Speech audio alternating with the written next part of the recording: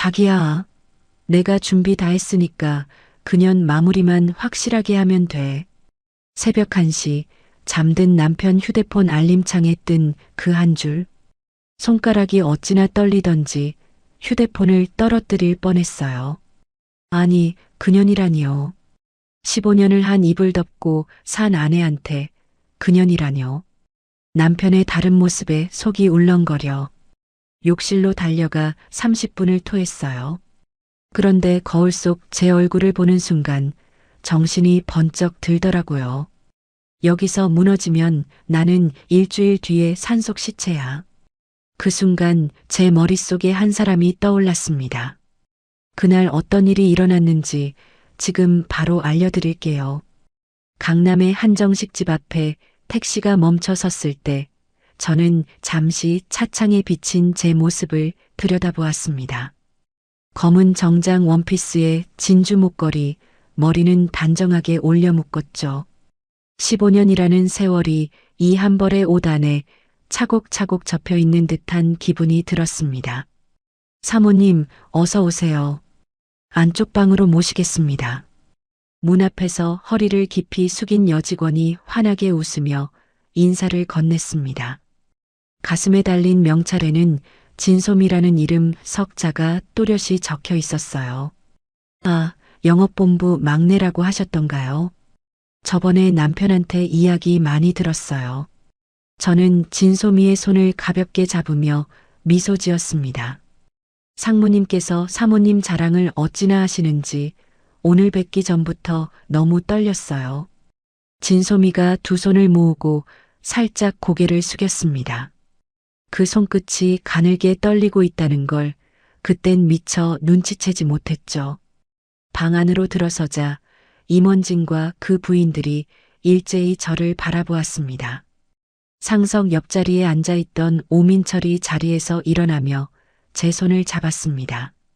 여보, 늦었네. 다들 자기 기다리고 있었어. 오민철의 손은 따뜻했습니다. 15년을 한 입을 덮고 살아온 사람의 익숙한 온기였죠. 미안해, 차가 좀 막혔어. 저는 오민철의 어깨를 가볍게 토닥였습니다. 오민철 상무, 부인 사랑이 아주 대단해. 우리 부서에서 소문이 자자해. 옆자리의 전무가 잔을 들며 너스레를 떨었습니다. 형님, 그런 말씀 마세요. 저야 뭐 집사람 덕에 사람 구실하고 사는 거죠. 오민철이 잔을 부딪히며 너털 웃음을 터뜨렸습니다. 그 웃음소리가 어찌나 자연스러운지 저는 정말로 세상에서 가장 사랑받는 아내가 된 것 같았어요. 식사가 끝나갈 무렵 시계는 저녁 9시를 가리키고 있었습니다. 자, 이제 우리는 라운지 바로 자리 옮깁시다. 부인들도 같이 가시죠. 전무의 한마디에 모두가 자리에서 일어섰습니다. 호텔 라운지바의 어둑한 조명 아래 저는 와인 한 잔을 손에 들고 창가에 서 있었어요. 그때 한 여자가 또각또각 구두 소리를 내며 제게 다가왔습니다. 사모님, 처음 뵙겠습니다. 영업기획팀 윤채린이라고 해요. 윤채린의 목소리는 꾀꼬리처럼 맑았습니다. 긴 머리를 한쪽으로 늘어뜨린 모습이 무척이나 청초해 보였죠. 아, 반가워요. 우리 남편이 채린 씨 이야기는 한 번도 안 했는데 이렇게 예쁜 분이 같은 부서에 있었네요. 저는 와인잔을 살짝 들어 보이며 웃었습니다. 에이, 상무님이 저 같은 사람을 집에서 이야기하실 리가요. 사모님, 저랑 사진 한 장만 같이 찍어주시면 안 될까요? 윤채린이 제 팔을 슬그머니 끌어당겼습니다. 그 손가락 끝에 묻어있던 향수 냄새가 코끝을 스치고 지나갔어요. 사진이야 뭐 얼마든지요. 저는 윤채린이 이끄는 대로 카메라 앞에 섰습니다. 윤채린은 제 팔에 자기 팔을 단단히 끼우고는 마치 친자매라도 되는 양머리를 제 어깨에 살짝 기댔습니다. 하나, 둘, 셋. 진솜이가 휴대폰 카메라를 들고 외쳤습니다. 플래시가 터지는 순간 저는 제가 함정 한가운데 서 있다는 사실을 까맣게 모른 채 환하게 웃었어요. 새벽 1시가 다 되어서야 저는 만취한 오민철을 부축해 택시에 태웠습니다. 오민철의 머리가 자꾸 제 어깨로 흘러내렸어요. 여보, 정신 좀 차려봐. 곧 집이야. 저는 오민철의 뺨을 가볍게 두드렸습니다. 수영아. 나나 오늘 진짜 행복하다. 진짜로. 오민철이 눈을 반쯤 감은 채 중얼거렸습니다. 그래, 행복해. 당신 고생한 만큼 받는 거지 뭐. 저는 오민철의 손을 꼭 잡았습니다. 손바닥 안쪽에 땀이 흥건히 배어 있었어요. 집에 도착하자마자 오민철은 양복도 제대로 벗지 못한 채 침대에 그대로 쓰러졌습니다. 넥타이만 겨우 풀어주고 구두를 벗겨주는데도 깊이 코를 골며 잠이 들었죠. 고생했어, 여보. 저는 따뜻한 수건으로 오민철의 이마를 닦아주었습니다. 머리맡에 물 한 컵을 떠다 놓고 침실불을 끄려고 돌아서던 그때였어요. 툭! 발끝에 무언가 부딪혔습니다. 오민철의 양복 안주머니에서 흘러나온 휴대폰이었어요. 저는 자연스럽게 그것을 주워 충전기에 꽂으려고 했습니다. 그 순간이었습니다. 화면이 환하게 켜지면서 알림창에 메시지 미리 보기가 떴어요. 발신자 이름은 거래처 김 부장. 자기야, 준비했으니 그년 마무리만 해. 저는 그 한 줄을 3번 다시 읽었습니다. 손가락이 떨리기 시작했어요. 새벽 1시에 거래처 김 부장이라는 사람이 자기야라는 호칭으로 마무리라는 단어를 쓴다는 게 도무지 말이 되지 않았죠. 저는 침을 한번 꿀꺽 삼키고는 떨리는 손가락으로 잠금 화면의 숫자를 눌렀습니다. 517. 저희 결혼 기념일이었어요. 화면이 스르륵 풀렸습니다. 거래처 김 부장과의 대화창을 누르자 수천 개의 메시지가 빼곡히 쏟아져 내렸어요. 스크롤을 위로 올리던 제 눈에 한 줄이 박혔습니다. 사모님은 오늘 뭐 입었어? 검은 원피스 입고 갔다며. 저는 그 자리에서 다리에 힘이 풀려 침대 끝에 주저앉았습니다. 오늘 저녁 제 팔에 자기 팔을 끼우고 환하게 웃던 윤채린의 얼굴이 떠올랐어요. 거래처 김 부장. 그 사람이 바로 윤채린이었습니다. 대화창을 천천히 거슬러 올라가던 그때 또 다른 단어들이 눈에 들어오기 시작했어요. 보험금 10억. 실족사로 위장. 강원도 가리왕산 답사 끝. 시신은 늦게 발견될수록 좋음. 다음 주말. 오민철이 며칠 전 저에게 가자고 했던 그 산이었습니다. 여보, 우리 다음 주에 가리왕산 한번 가자. 당신 요즘 회사 일로 스트레스 많잖아. 오민철의 그 다정한 목소리가 귀에 환청처럼 울렸어요. 저는 입을 틀어막고 욕실로 달려갔습니다. 변기 앞에 무릎을 꿇고 저는 토할 것도 없는 속을 개원했습니다. 위가 뒤집힐 때마다 머릿속에서 한 문장이 반복해서 울렸어요. 일주일 뒤에 나는 죽는다. 저 사람 손에 죽는다. 30분쯤 지났을까요? 저는 거울에 비친 제 얼굴을 마주했습니다. 입술은 새파랗게 질려 있었고 눈가는 시뻘겋게 부어 있었어요. 한수영, 정신 차려. 저는 거울 속의 저를 향해 작게 속삭였습니다. 여기서 무너지면 너는 일주일 뒤에 산속에서 시체야. 그 말을 입 밖으로 꺼내자 머릿속이 거짓말처럼 차갑게 식어왔습니다. 무너질 시간이 없었어요. 울 시간도 없었죠. 그때 단 한 사람의 얼굴이 떠올랐습니다. 대학 시절 부모님을 일찍 여인절을 친동생처럼 챙겨주던 사람. 지금은 강력계 형사가 된 사람. 준영 오빠. 저는 욕실 바닥에 주저앉아 떨리는 손으로 제 휴대폰을 꺼냈습니다. 그리고 침실로 돌아가 잠든 오민철의 휴대폰 화면을 한 장 한 장 사진으로 찍기 시작했어요. 손이 자꾸 떨려서 초점이 흔들렸지만 저는 이를 악물고 수십 장을 찍어냈습니다. 오민철의 휴대폰을 원래 자리에 돌려놓고 저는 그 옆에 가만히 누웠습니다. 천장의 무늬가 흐릿하게 흔들렸어요. 여보, 사랑해. 잠결에 오민철이 중얼거리며 제 손을 잡았습니다. 응, 나도. 저는 오민철의 손을 마주 잡았습니다. 그 손의 따뜻함이 이제는 소름 끼치게 차갑게 느껴졌죠. 저는 천장을 응시하며 속으로 수십 번 되뇌었어요. 연기해야 한다. 완벽하게 연기해야 한다. 뜬 눈으로 새벽을 맞이하며 저는 제 인생에서 가장 긴 밤을 보냈습니다. 아침 6시. 저는 자리에서 일어나 콩나물을 다듬기 시작했습니다. 오민철이 좋아하는 해장국을 끓이기 위해서였어요. 도마 위에서 칼이 또각또각 소리를 냈습니다. 손이 너무 떨려서 물을 썰다가 손끝을 살짝 베었지만 피가 흐르는 줄도 몰랐죠. 뜨끈한 해장국이 식탁에 올라갔을 때 오민철이 부스스한 얼굴로 부엌에 들어왔습니다. 여보, 머리야. 어제 내가 많이 마셨지. 오민철이 머리를 짚으며 식탁에 앉았습니다. 많이 마셨어. 천천히 드시고 출근해. 나는 먼저 나갈게. 저는 오민철의 이마에 가볍게 입을 맞췄습니다. 입술이 닿는 순간 등줄기에 식은 땀이 흘렀어요. 수영아, 다음 주말 등산 잊지 마. 당신이랑 단둘이 가는 거 진짜 오랜만이잖아. 오민철이 숟가락을 들며 환하게 웃었습니다. 잊을 리가 있어. 나도 진짜 기대돼. 저는 가방을 들고 현관으로 향했습니다.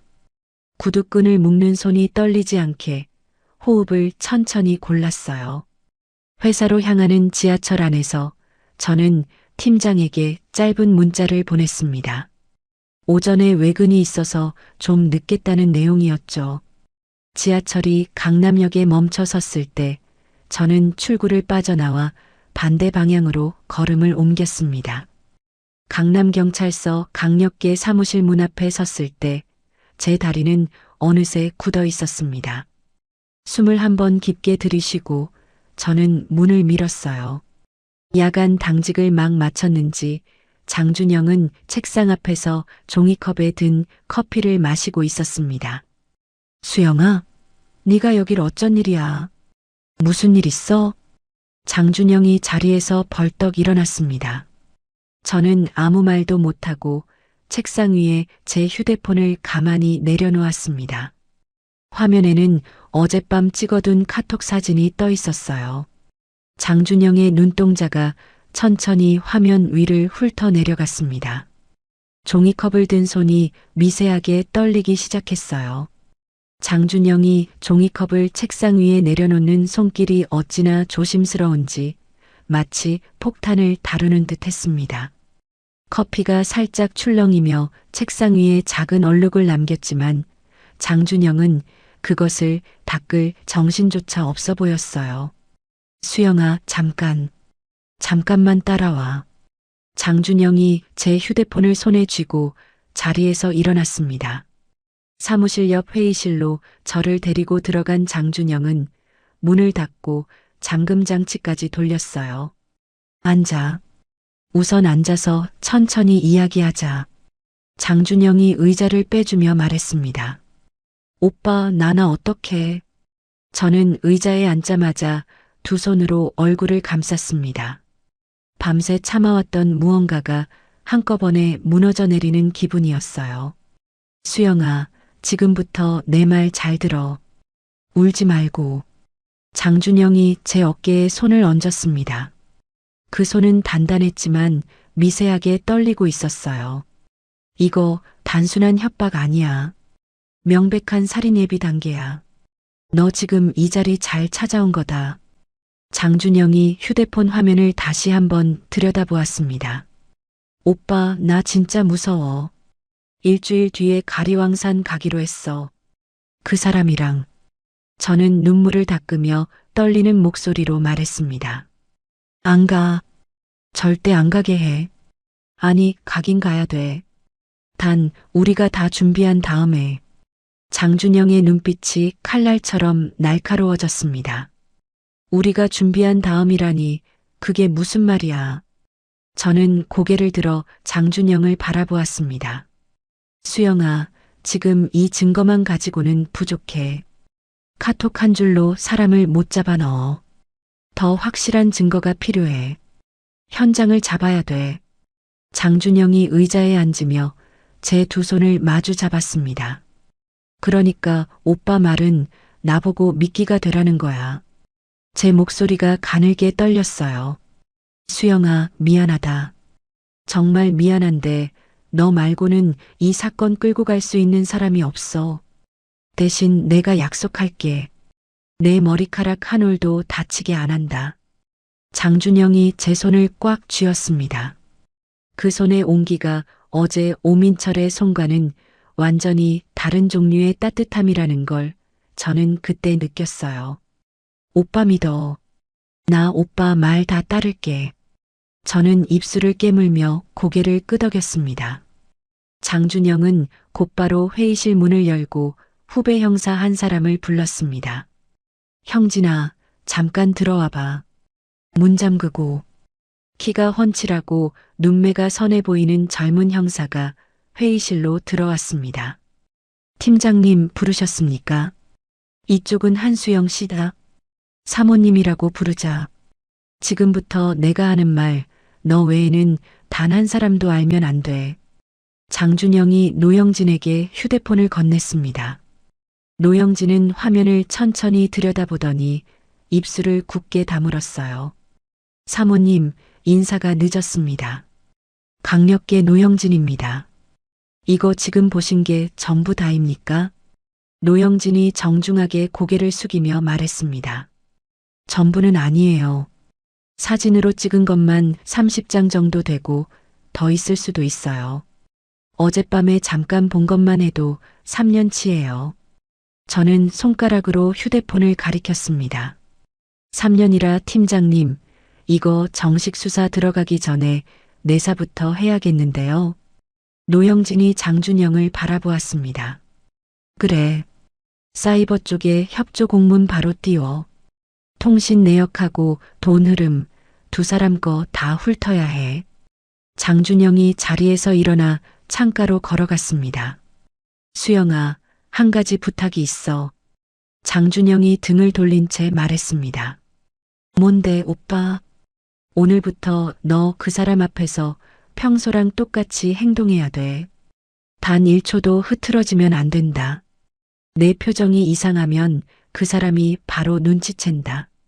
장준영이 돌아서서 저를 바라보았습니다. 할 수 있어.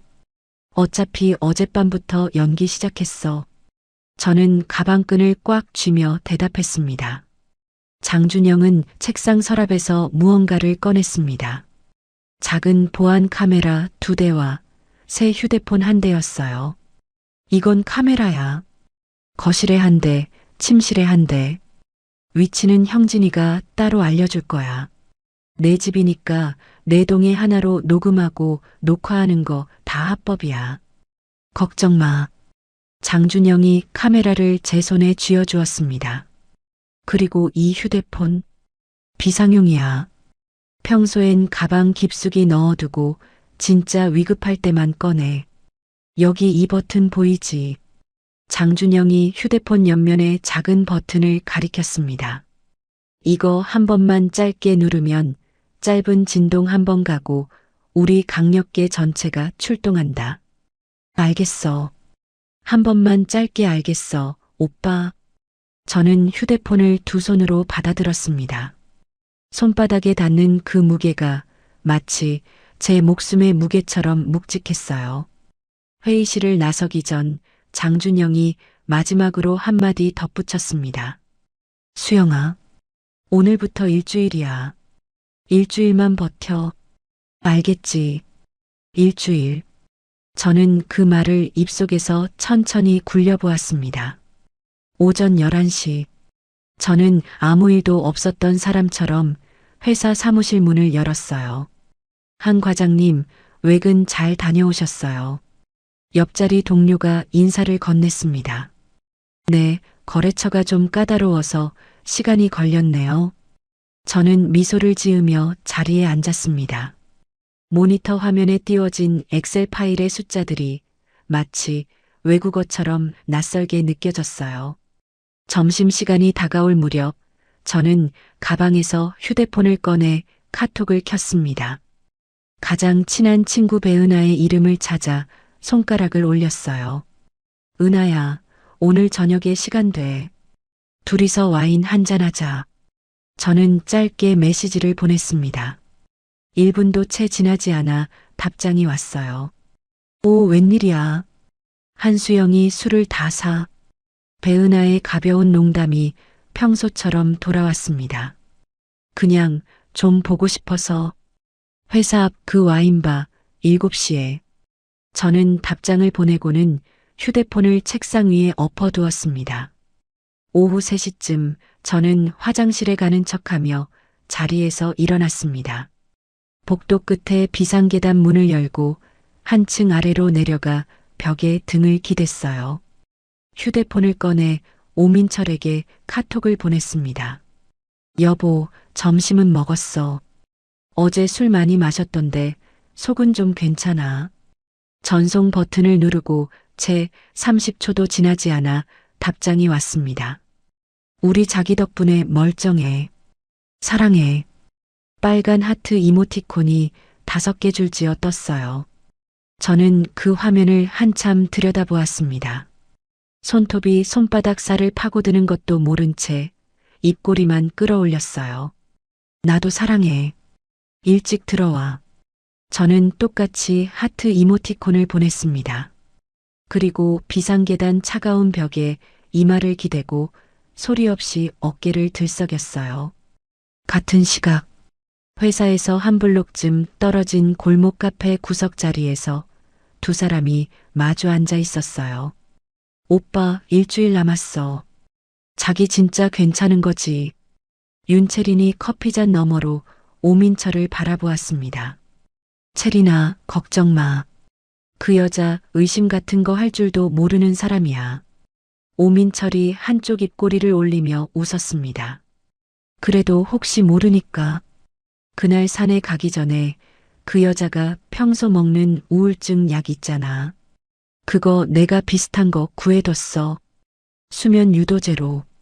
윤채린이 작은 약통을 가방에서 꺼내 보였습니다. 바꿔치기 하자고.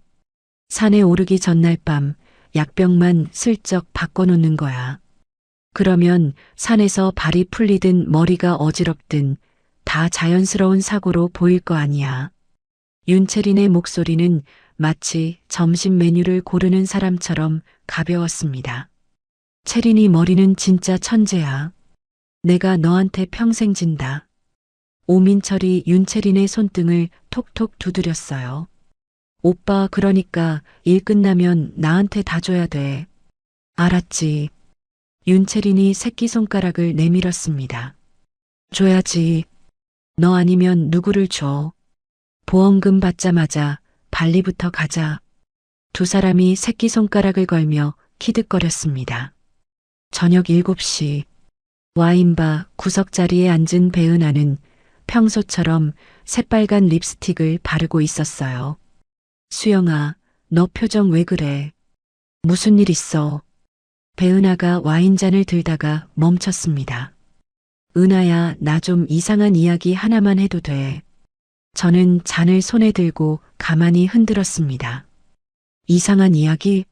너 설마 오민철 그 인간 바람 피우디 그래? 배은하가 농담처럼 한마디 던졌습니다.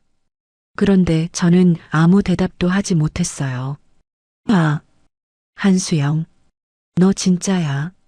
배은하의 얼굴에서 웃음기가 싹 가셨습니다. 은하야, 나 어떡하지? 저는 와인잔을 내려놓고 두 손을 마주 모았어요. 배은하가 한참 동안 저를 바라보다가 잔을 단숨에 비웠습니다. 수영아, 나 너한테 미안한 거 하나 있어. 5년 전에. 배은하의 목소리가 갈라졌습니다. 5년 전이라니 무슨 소리야? 내가 이혼한 그해 겨울에 동창 모임에서 술 마시고 늦게까지 있었잖아. 그때 오민철이 나한테 술 한 잔 더 하자고 따로 불러냈어. 배은하가 입술을 깨물었어요. 뭐? 저는 잔을 잡은 손에서 힘이 빠지는 걸 느꼈습니다. 내가 단번에 거절했어. 너 친구로서 내가 어떻게 그런 인간이랑. 그런데 그 인간이 술김에 그랬어. 형수 같은 여자랑 살아서 답답하다고. 그때 내가 너무 무서워서 본능적으로 휴대폰 녹음 버튼을 눌렀어. 배은하의 두 눈에 눈물이 그렁그렁 맺혔습니다. 녹음? 그게 아직 있어.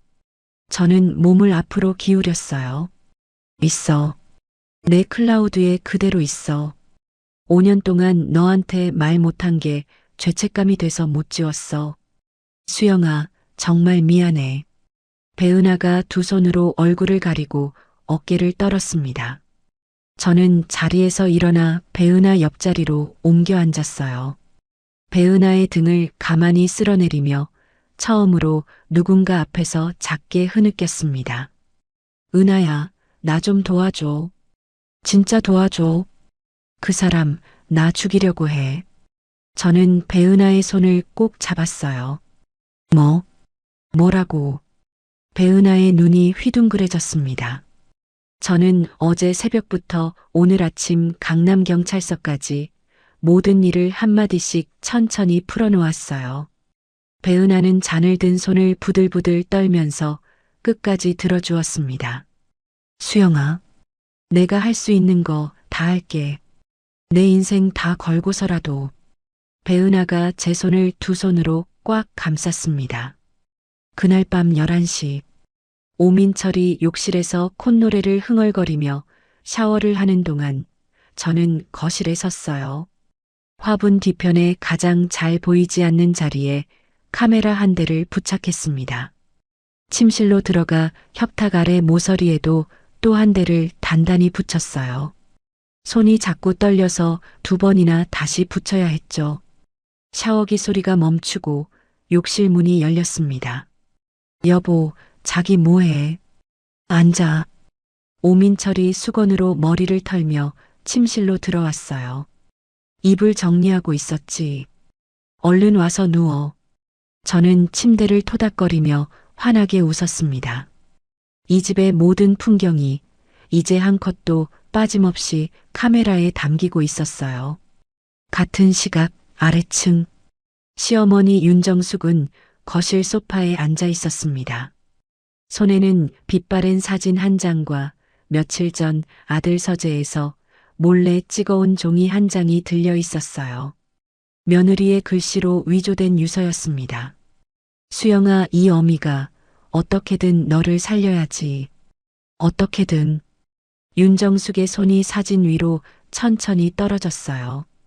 거실 시계 초침 소리만 또각또각 빈 거실을 채우고 있었습니다.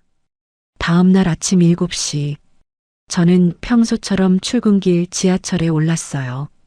사람들 틈에 끼어 손잡이를 잡은 제 손에는 어젯밤 거실 카메라에서 빼낸 음성 파일이 담긴 작은 메모리 카드가 쥐어 있었습니다. 이어폰을 귀에 꽂고 저는 재생 버튼을 눌렀어요.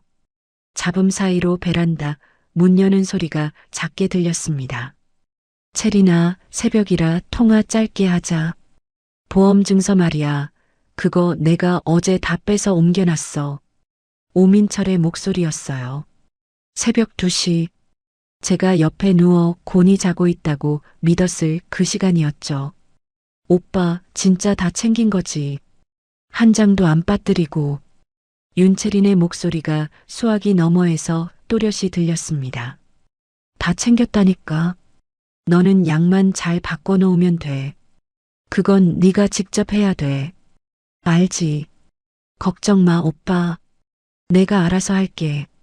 저는 이어폰을 귀에서 빼고 지하철 손잡이를 더 꽉 쥐었어요. 몸이 그대로 굳어버린 듯 손가락 마디마디에 핏기가 가셨습니다. 앞에 선 사람이 흘끔흘끔 저를 쳐다봤지만 저는 시선을 받아낼 여력조차 없었어요. 점심시간이 되자 저는 곧장 회사 근처 작은 카페로 향했습니다. 구석 자리에 장준영과 노영진이 먼저 와 앉아 있었어요. 오빠, 이거 어젯밤 거 다 담아왔어. 저는 메모리 카드를 두 사람 앞에 내려놓았습니다. 수영아, 너 표정이 안 좋다. 얼굴이 종이장이야. 장준영이 미간을 좁히며 제 얼굴을 살폈어요. 오빠, 들어보면 알 거야. 그 사람들 진짜 사람이 아니야. 저는 따뜻한 차를 두 손으로 감싸 쥐었습니다. 손끝이 자꾸 시려왔어요. 노영진이 노트북을 펼치며 조심스럽게 말했습니다. 사모님, 저희가 어제 밤새 통신 내역하고 돈 흐름을 좀 들여다봤습니다. 보고 드릴 게 있어요. 말씀해 주세요, 형진 씨. 저는 등을 고추 세웠습니다. 오민철 씨 명의로 가입된 보험이 사망보험금 10억 외에 또 있습니다. 상해보험으로 5억이 더 들어가 있어요. 그리고 사모님 명의로 되어 있는 그 아파트요. 만약 사모님께 무슨 일이 생기면 그 집이 곧바로 오민철 씨한테 넘어가도록 서류 작업이 이미 들어가 있었습니다. 노영진이 차분한 목소리로 한마디씩 끊어 말했습니다. 저는 찻잔 속에 흔들리는 차 표면을 한참 바라보았어요. 10억, 5억, 그리고 집까지. 결국 제 목숨값이 20억쯤 되는 거네요. 저는 헛웃음을 짧게 흘렸습니다. 수영아, 그런 말 하지 마. 듣기 싫다. 장준영이 손을 뻗어 제 손등을 가볍게 두드렸어요. 오빠, 미안. 농담이라도 해야 숨이 쉬어져. 저는 입꼬리를 억지로 끌어올렸습니다. 오후 4시쯤 저는 자리에 앉아 모니터를 들여다보던 중 안내 데스크에서 걸려온 전화를 받았어요. 한 과장님, 택배가 한 박스 와 있어요. 받으러 오시겠어요? 네, 저한테요. 알겠습니다. 곧 내려갈게요. 저는 자리에서 일어났습니다. 회사로 택배를 시킨 적이 없었기 때문에 발걸음이 절로 빨라졌어요. 안내 데스크 옆에 놓인 박스는 그리 크지 않았습니다. 발신자 이름 칸이 비어 있었어요. 자리로 박스를 가져와 책상 위에 올려놓고 가위로 테이프를 잘랐습니다. 뚜껑을 열자 어두운 갈색의 등산화 한 켤레가 단정하게 놓여 있었어요. 제가 지난주에 산 등산화와 같은 회사, 같은 모델, 같은 사이즈였습니다. 신발 위에는 손바닥 절반만 한 크기의 메모 카드가 한 장 놓여 있었어요. 사모님, 사이즈 한번 확인해 주세요. 체린. 저는 그 글씨를 5번 다시 읽었습니다. 손이 떨려 카드가 흔들렸어요. 한 과장님, 뭐 받으셨어요? 누가 보낸 거예요? 옆자리 사원이 의자를 굴려 다가왔습니다. 아, 그냥 거래처에서 답례품 보낸 거예요. 별거 아니에요. 저는 메모 카드를 얼른 박스 안에 던져넣고 뚜껑을 덮었습니다. 가방을 챙겨 일찍 퇴근하는 척 박스를 들고 회사를 빠져나왔어요. 지하 주차장 구석에 차를 세워두고 저는 곧장 장준영에게 전화를 걸었습니다. 오빠, 채린이 우리 회사로 택배를 보냈어. 등산화야. 내가 산 거랑 똑같은 모델로. 저는 한쪽 손으로 운전대를 잡고 다른 손으로 휴대폰을 귀에 댔어요. 뭐? 거기서 꼼짝하지 마. 내가 30분 안에 갈게. 장준영의 목소리가 무겁게 가라앉았습니다. 장준영은 약속한 시간보다 빨리 도착했어요. 검은색 잠바를 입은 노영진과 함께였습니다. 수영아, 박스 좀 줘봐. 차 안에서 열지 말고 우리 차로 옮기자. 장준영이 박스를 받아들었습니다. 이거 신어보면 안 돼. 신지 마. 우선 감식부터 해보자. 오빠, 등산화에 무슨 짓을 했을까봐 그래. 저는 운전대를 잡은 손을 꽉 쥐었어요. 확실하지 않으니까 알아보려는 거지. 너 오늘은 집에 좀 늦게 들어가. 카페에서 차 한 잔 마시고 있어. 결과 나오면 바로 연락 줄게. 장준영이 박스를 들고 차 문을 열었습니다. 그날 저녁 8시. 카페 구석에서 식어버린 커피잔을 만지작거리던 제 휴대폰이 짧게 울렸어요. 장준영에게서 온 전화였습니다. 수영아. 장준영의 목소리가 조심스러웠어요. 오빠, 뭐가 나왔어? 말해줘. 신발 밑창 말이야. 미끄럼 방지 홈을 일부러 갈아냈어. 아주 미세하게. 눈으로 보면 멀쩡한데 손으로 만져보면 거의 평평해. 바위 위에서 한 발만 잘못 디뎌도 그대로 미끄러지게 되어 있어. 저는 카페 의자에 앉은 채 천천히 두 눈을 감았어요. 입안에 침이 마르고 혀가 입천장에 달라붙는 기분이 들었습니다. 오빠, 잠깐만. 잠깐만 끊지 말고 있어줘. 저는 한쪽 손으로 입을 막았습니다. 바로 옆 테이블의 사람들이 들을까봐 숨소리조차 안으로 삼켰어요. 수영아. 형진이가 그러는데 이건 그냥 살인 도구라더라. 빼도 박도 못해.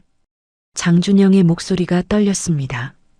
오빠, 끊고 갈게. 집에 가서 다시 전화할게. 저는 통화를 끊고 자리에서 일어났어요. 다리가 후들거려서 카페 문턱을 넘다 잠시 멈춰섰습니다. 집으로 돌아오는 길. 저는 운전대를 잡고 신호 대기 중이던 차 안에서 가만히 눈을 깜빡였어요. 빨간불 너머로 길거리의 사람들이 무심히 지나가고 있었습니다. 집에 들어선 시각은 저녁 9시쯤이었어요. 현관 비밀번호를 누르고 문을 열자 거실 식탁 위에 김치통 하나가 놓여 있었습니다. 수영아, 왔니? 어미가 김치 좀 들고 왔다. 거실 소파에서 시어머니 윤정숙이 일어나며 저를 맞이했어요. 어머님 오셨어요. 미리 연락 좀 주시지. 저는 가방을 내려놓으며 어색하게 미소 지었습니다. 민철이가 야근이라고 해서 너 혼자 저녁 거를까 봐 왔어. 김치는 냉장고 안에 넣어두고. 윤정숙이 김치통을 식탁 위에서 들어 올렸어요. 제가 할게요, 어머님. 그냥 두세요. 저는 얼른 김치통을 받아들었습니다. 수영아, 어미는 그만 갈란다. 너 피곤하니까. 윤정숙이 가방을 챙기며 문 쪽으로 향했어요. 평소 같으면 차 한 잔이라도 드시고 가셨을 텐데 그날따라 어머님의 발걸음이 유난히 서둘렀습니다. 어머님, 차 한 잔 하시고 가셔도 되는데. 아니, 됐다. 어미 그만 내려가서 자야지. 조심해서 다니거라. 윤정숙이 신발을 신으며 잠시 저를 돌아보았어요. 그 눈빛이 어딘가 평소와 달랐습니다. 무어라 말하고 싶은데 끝내 삼키는 사람의 눈빛이었어요. 어머님, 들어가세요. 조심히 내려가시고요. 저는 현관문이 닫힐 때까지 어머님의 뒷모습을 바라보았습니다. 김치통을 들고 냉장고 앞에 섰을 때였어요. 뚜껑을 열자 김치 위쪽 비닐 가장자리에 작은 종이 쪽지 하나가 살짝 끼워져 있었습니다. 저는 손가락 끝으로 그것을 조심스럽게 빼냈어요. 하얀 메모지 위에 어머님의 떨리는 필체로 한 줄이 적혀 있었습니다. 아가, 절대 다음 주 산에 가지 말거라. 저는 그 자리에 그대로 굳어버렸습니다. 김치통 손잡이를 쥔 손이 와들와들 떨렸어요. 어머님이 어디까지 알고 계시는 거야. 저는 작게 중얼거렸습니다. 그것이 아들의 범행을 막으려는 어머니의 경고인지 아니면 다른 무엇인지 그 짧은 한 줄로는 도무지 알 수가 없었어요. 저는 그 메모지를 휴대폰 카메라로 5장이나 찍어두었습니다. 그리고 욕실로 들어가 변기 안에 메모지를 던지고 물을 2번 내렸어요.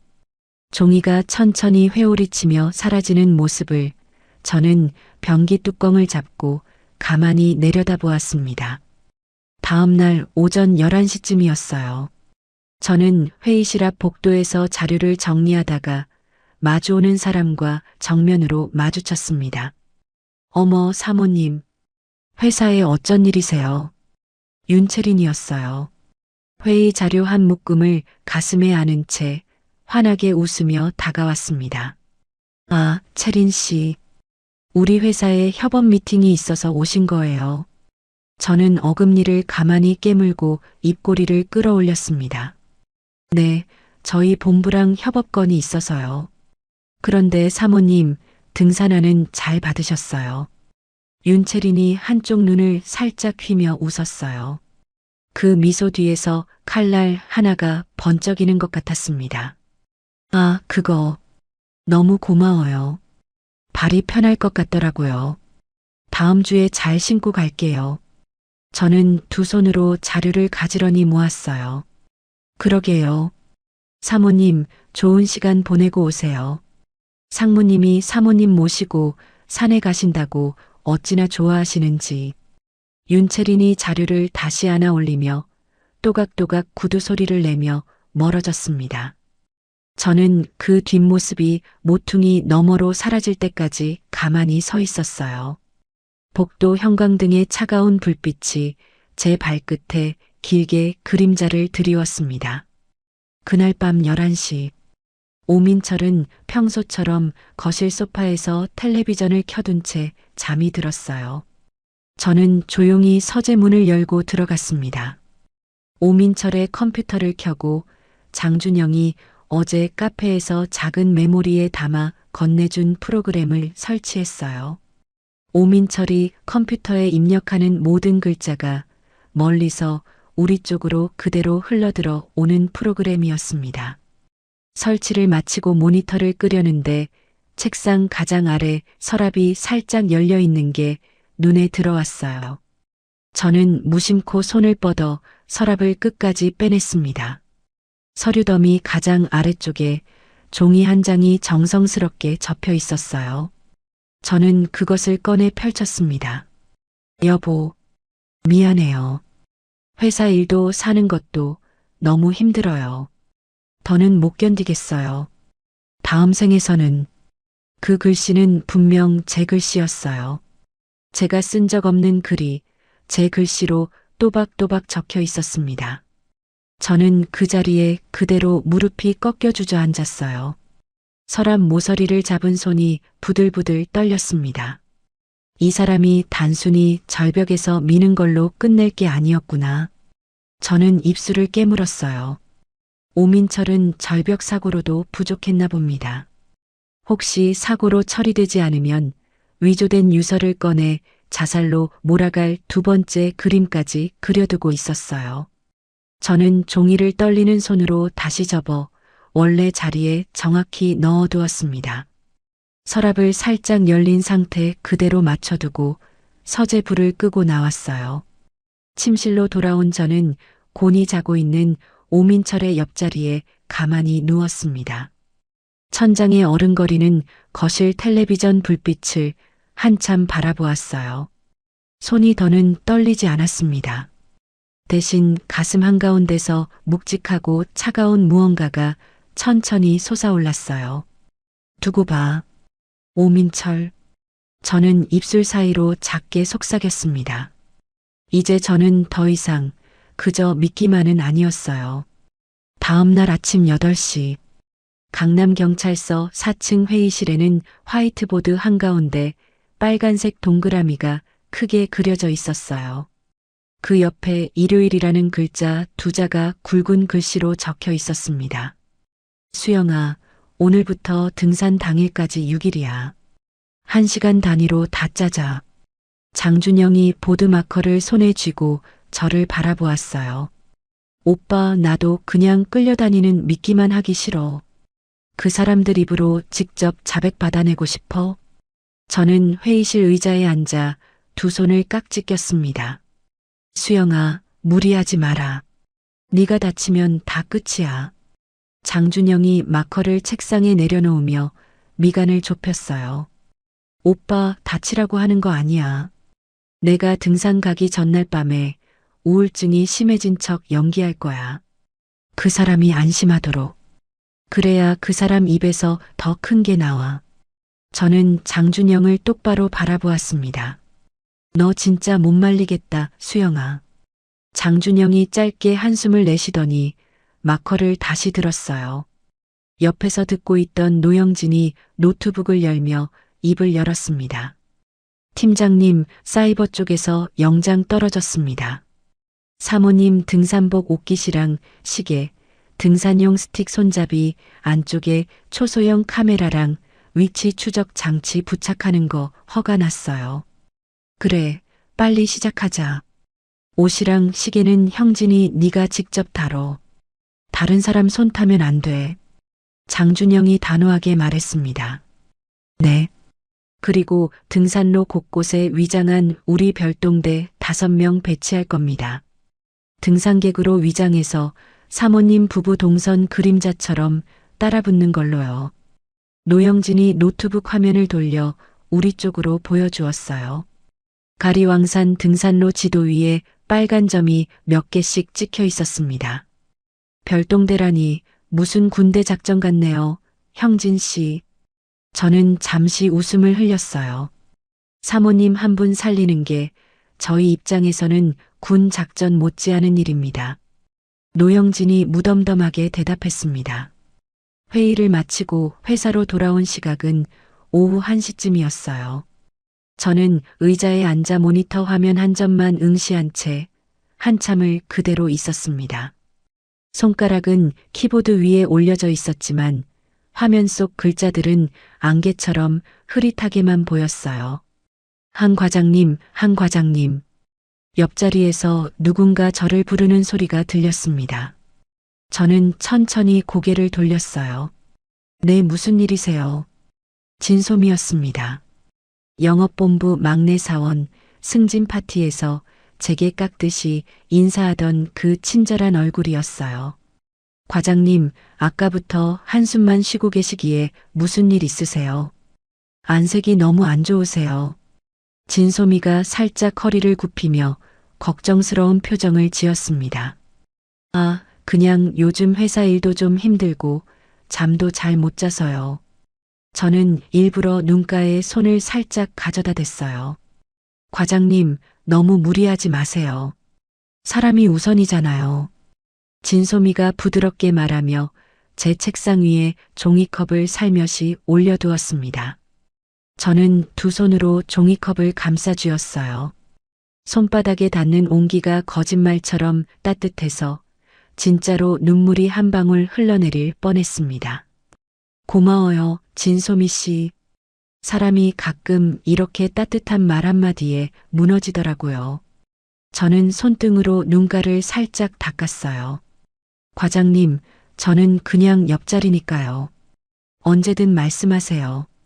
진소미가 환하게 웃으며 자기 자리로 돌아갔습니다. 저는 진소미의 뒷모습을 가만히 바라보았어요. 저 친절한 미소 뒤에 무엇이 숨어 있을지 저는 짐작도 하지 못했죠. 그날 저녁 8시쯤 거실 화분 뒤편 카메라가 짧은 신호음과 함께 새로운 영상을 잡아냈어요. 저는 욕실에 들어가 문을 잠그고 휴대폰 화면을 켰습니다. 거실 소파에 윤채린이 앉아 있었어요. 오민철은 옆에서 와인잔을 따르고 있었습니다. 윤채린이 다른 누군가와 통화 중이었어요. 진소미, 너 오늘 한수영 옆에서 잘 봤지? 표정이 어땠어? 윤채린의 목소리가 또렷이 잡혔어요. 네, 언니. 오늘 진짜 죽기 직전 사람 같았어요. 한숨만 푹푹 쉬더라고요. 제가 종이컵에 차 한 잔 갖다 드렸더니 눈물 글썽이던데요. 진소미의 가벼운 목소리가 수화기 너머에서 흘러나왔습니다. 잘했어. 그 여자 약해질수록 우리한테 좋은 거야. 다음 주말까지 옆에서 잘 지켜봐. 윤채린이 입꼬리를 끌어올리며 와인잔을 받아들었어요. 언니, 저도 이번 일 끝나면 신경 좀 써주세요. 제가 1년 동안 한 게 얼만데. 진소미의 목소리가 살짝 때를 쓰는 어조로 바뀌었습니다. 걱정 마, 소미야. 누나가 다 챙긴다니까. 윤채린이 통화를 끊으며 오민철과 잔을 부딪혔어요. 저는 욕실 변기에 앉아 휴대폰을 쥔 손을 가만히 떨었습니다. 바로 옆자리에서 따뜻한 차를 건네던 그 얼굴이 한순간에 칼이 되어 등 뒤를 찌르고 있었어요. 저는 영상을 캡처해 곧바로 노영진에게 보냈습니다. 30초도 채 지나지 않아 답장이 왔어요. 사모님, 진소미 부부는 저희가 따로 묻겠습니다. 일단 모르는 척 하시면 됩니다. 저는 휴대폰을 가슴에 한번 끌어안았다가 욕실 문을 열고 거실로 나왔어요. 다음 날 점심시간. 저는 회사 근처 작은 식당에서 배은하와 마주 앉았습니다. 수영아, 어제 그쪽 사람들 만났다며. 어떻게 돼가? 배은하가 김치찌개 한 숟갈을 뜨다 말고 물었어요. 은하야, 그 회사 막내 사원 있잖아. 진솜이라고.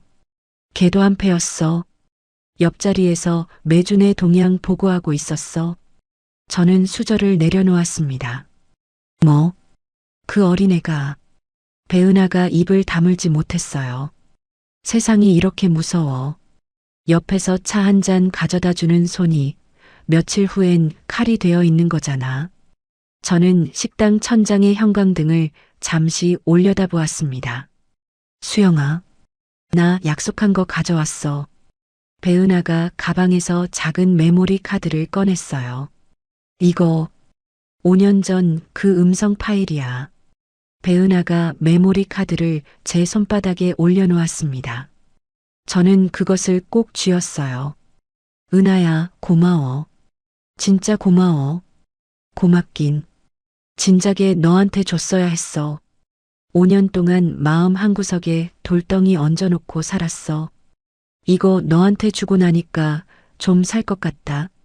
배은하가 옅게 웃으며 물잔을 들었어요. 그리고 수영아, 일요일에 나도 같이 갈게. 배은하의 눈빛이 단단했습니다. 은하야, 너까지 위험한 데로 끌어들이기 싫어. 저는 고개를 저었어요. 수영아, 너 혼자 산에 올려보내고 나 카페에 앉아서 차 마시고 있을 사람으로 보이니? 산 입구 매점 앞에 일반 등산객처럼 앉아 있을게. 멀리서 보기만 해도 마음이 다를 거야. 배은하가 제 손을 잡았습니다.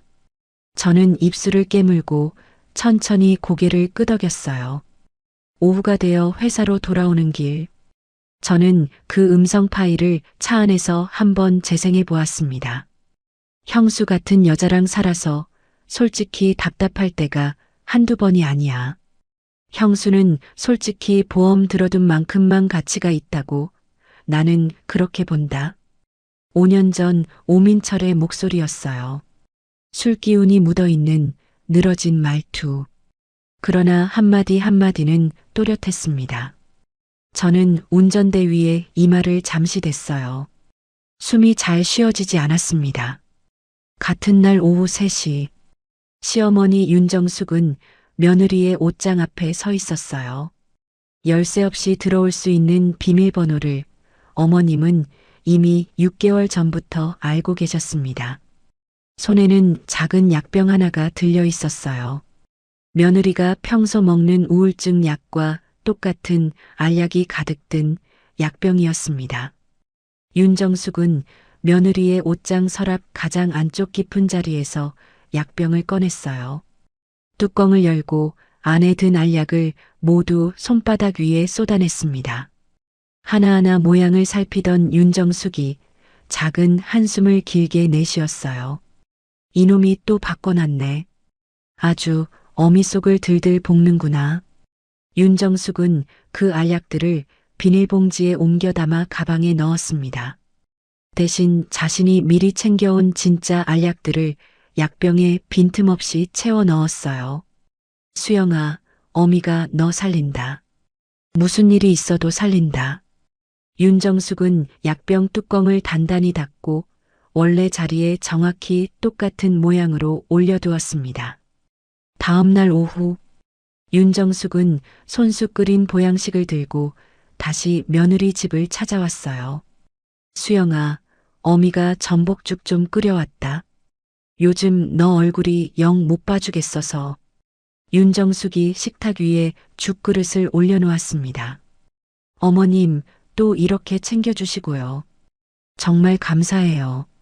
저는 두 손으로 죽그릇을 받았어요.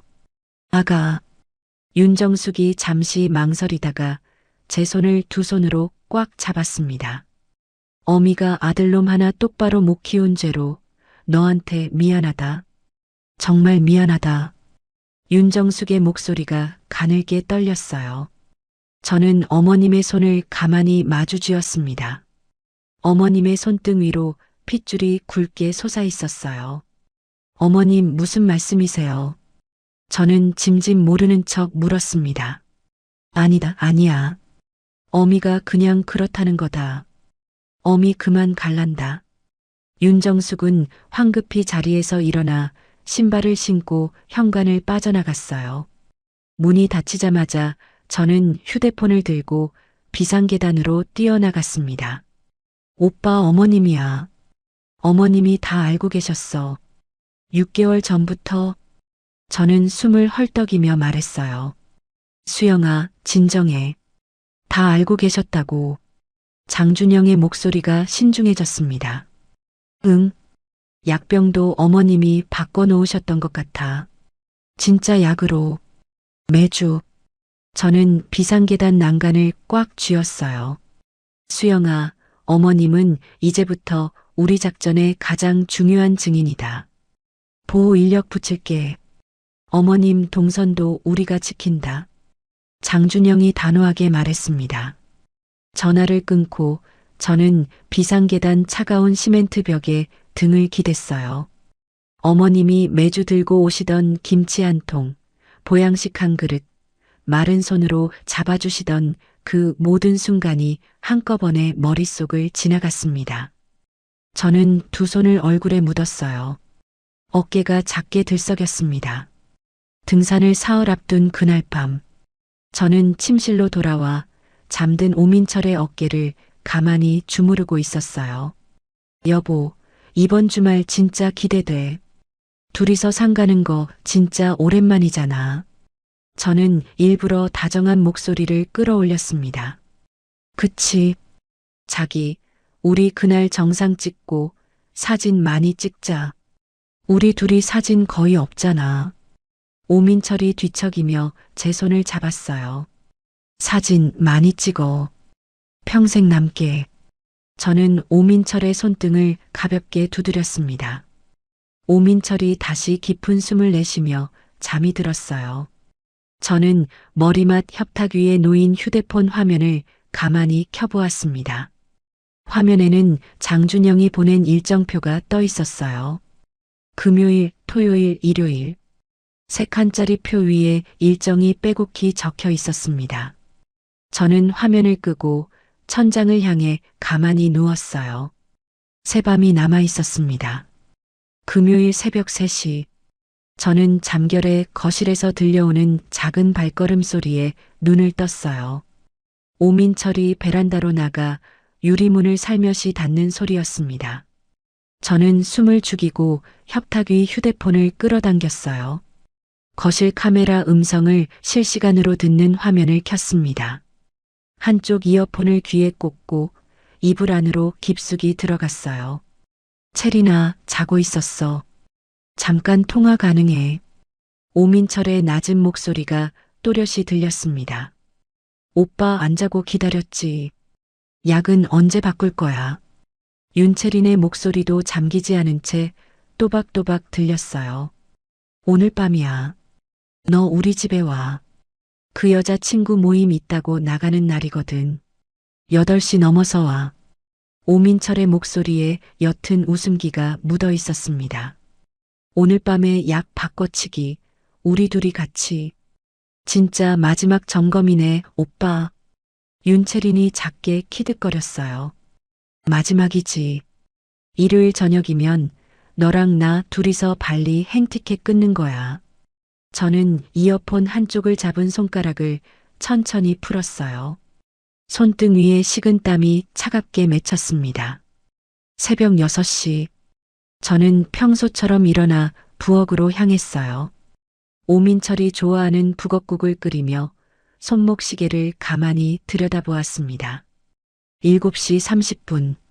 저는 휴대폰을 들고 욕실로 들어가 문을 잠갔어요. 오빠, 오늘 밤이야. 그 사람들 오늘 밤 우리 집에서 약 바꿔치기 한대. 저는 작은 목소리로 장준영에게 속삭였습니다. 수영아, 잠깐. 너 집 비워야겠다. 친구 모임 있다고 일찍 나가. 우리가 카메라로 다 잡는다. 너는 절대 집에 있지 마. 장준영의 목소리에 긴장이 묻어 있었어요. 응, 알았어, 오빠. 7시쯤 집 나갈게. 저는 통화를 끊고 변기 뚜껑에 잠시 앉아 가슴을 쓸어내렸습니다. 저녁 7시. 저는 화장 가방을 챙기며 거실에서 큰 소리로 말했어요.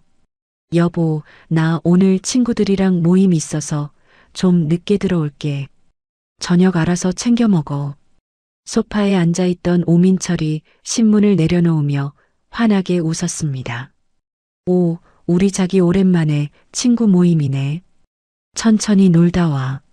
술도 한잔하고. 오민철이 자리에서 일어나 제 어깨를 가볍게 감쌌어요. 응. 늦으면 12시 넘을 수도 있어. 기다리지 말고 먼저 자. 저는 오민철의 가슴을 토닥였습니다. 손바닥에 닿는 그 따뜻함이 며칠 전과는 완전히 다른 무엇이 되어 있었어요. 걱정 마, 자기. 나도 일 좀 정리하고 일찍 잘 거야. 오민철이 제 이마에 입을 맞췄어요. 저는 환하게 웃으며 현관문을 닫았습니다.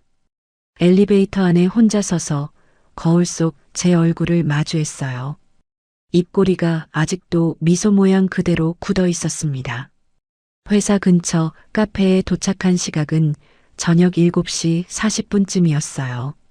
저는 가장 안쪽 화장실 칸으로 들어가 노트북을 변기 뚜껑 위에 올려놓았습니다. 거실 카메라 영상을 실시간으로 띄웠어요. 저녁 8시 20분. 현관문이 열리는 소리와 함께 윤채린이 들어왔습니다. 하얀 트렌치 코트에 베이지색 구두를 신고 손에는 작은 종이 가방을 들고 있었어요. 오빠 나왔어. 윤채린이 신발을 벗으며 환하게 웃었습니다. 채린아, 와인 한잔 할래? 그 여자 12시 넘어서나 들어온대. 오민철이 와인병을 들고 거실로 걸어 나왔어요. 먼저 일 끝내고 마시자, 오빠. 약병 어디 있어? 윤채린이 종이 가방에서 작은 약통을 꺼냈습니다. 두 사람은 침실로 들어갔어요. 침실 카메라 화면이 자동으로 켜졌습니다. 오민철이 옷장 서랍을 열고 어머님이 진짜 약으로 다시 채워두었던 약병을 꺼냈어요. 그 사실을 모르는 두 사람은 약병을 식탁 위에 올려놓고 알약을 천천히 갈아 끼우기 시작했습니다. 오빠, 이 색깔 진짜 똑같다. 어디서 구한 거야? 윤채린이 알약 하나를 손가락 끝으로 집어 올렸어요. 인터넷에서 비슷한 모양으로 다 찾아진다. 색깔, 크기, 모양 다 똑같이 맞췄어. 그 여자 평생 몰라. 오민철이 약통 뚜껑을 다시 닫으며 옅게 웃었습니다. 저는 노트북 화면을 응시한 채 입을 한 손으로 틀어막았어요. 다른 손은 변기 옆 벽을 짚고 있었습니다. 약 바꿔치기가 끝나자 두 사람은 거실 소파로 자리를 옮겼어요. 오민철이 와인잔 2개에 와인을 따랐습니다. 채린아, 이제 일요일 오후만 견디면 돼. 너 발리 가서 뭐 하고 싶어? 오민철이 윤채린의 어깨에 팔을 둘렀어요. 오빠, 우선 호텔에서 일주일은 안 나갈 거야. 보험금 들어오면 그 돈으로 우리 둘이 살 집부터 알아보자. 한강 보이는 대로. 윤채린이 오민철의 손등을 토닥였습니다. 한강 보이는데. 좋지. 그 여자 명의로 된 우리 집은 너랑 나 이름 바꿔서 새로 들어가는 걸로 하자. 오민철이 와인을 한 모금 마셨어요. 저는 노트북 자판 위에 손가락을 올린 채 그대로 흐느꼈습니다. 소리는 내지 않았어요. 입을 손으로 막은 채 어깨만 가만히 들썩였습니다. 5분쯤 흘렀을까요? 저는 손등으로 눈물을 닦고 곧장 영상 파일을 장준영에게 전송했어요. 오빠 영상 보냈어. 다 잡혔어? 저는 짧게 메시지 한 줄만 보탰습니다. 답장은 거의 즉시 왔어요. 수영아, 형진이가 지금 영장 청구하러 올라간다. 너 그 자리 안 떠나도 돼. 30분만 더 있다가 천천히 집에 들어가. 저는 노트북을 가만히 덮었습니다. 변기 뚜껑 위에 두 손을 모으고 한참을 그대로 앉아 있었어요. 밤 11시 30분쯤 집에 도착했습니다.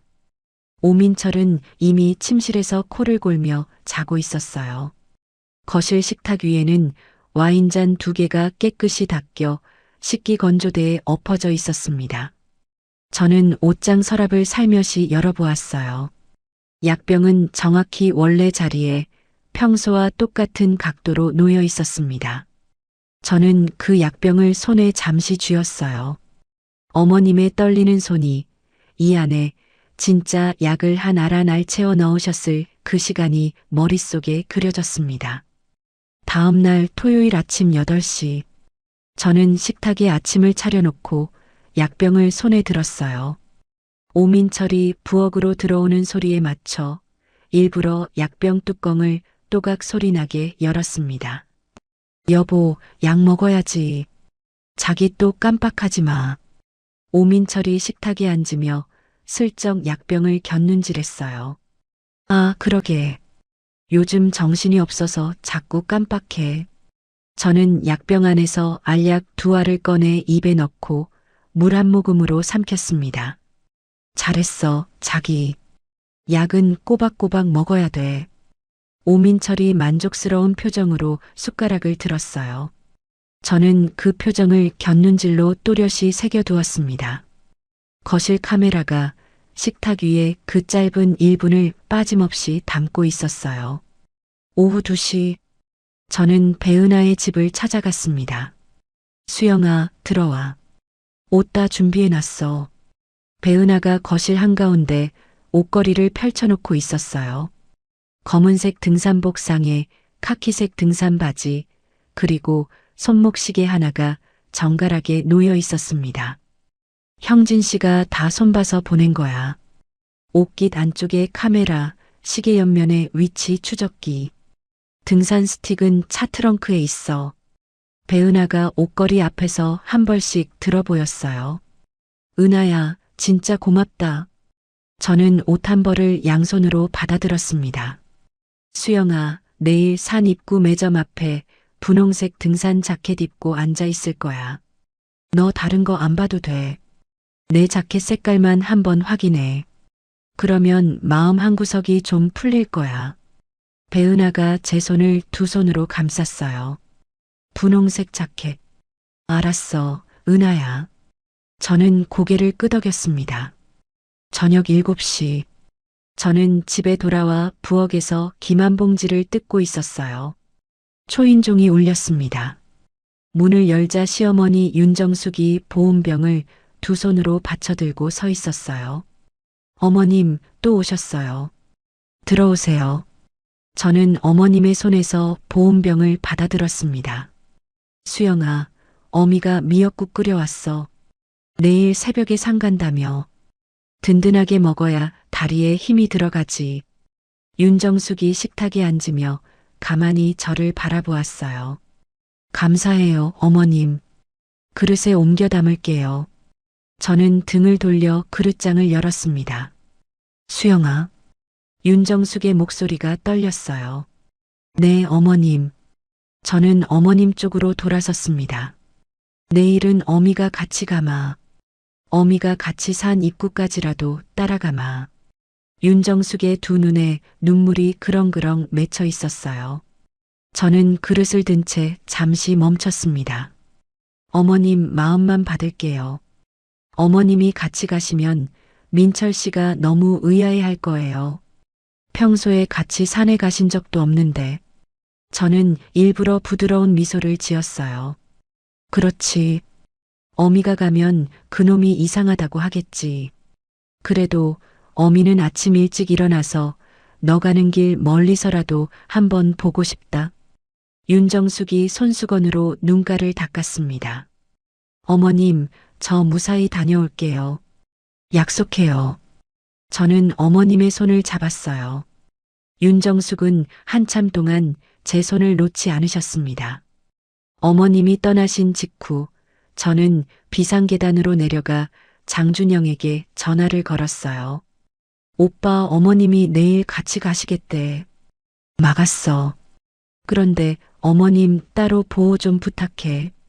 너무 마음 졸이실 것 같아. 저는 한 호흡으로 말했습니다. 걱정 마, 수영아.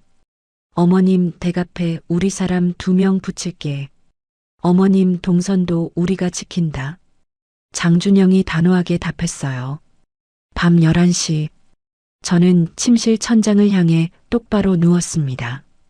오민철은 평소처럼 옆자리에서 코를 골며 깊이 잠들어 있었어요. 저는 가만히 두 손을 가슴 위에 모았습니다. 이제 몇 시간 뒤면 저는 그 산에 올라야 했어요. 내가 정말 살아 돌아올 수 있을까? 한 번쯤은 그런 질문이 마음 한구석을 스쳤습니다. 저는 두 주먹을 슬며시 쥐었어요. 한수영, 너는 절대 안 죽어. 죽는 사람은 결국 저 두 사람이야.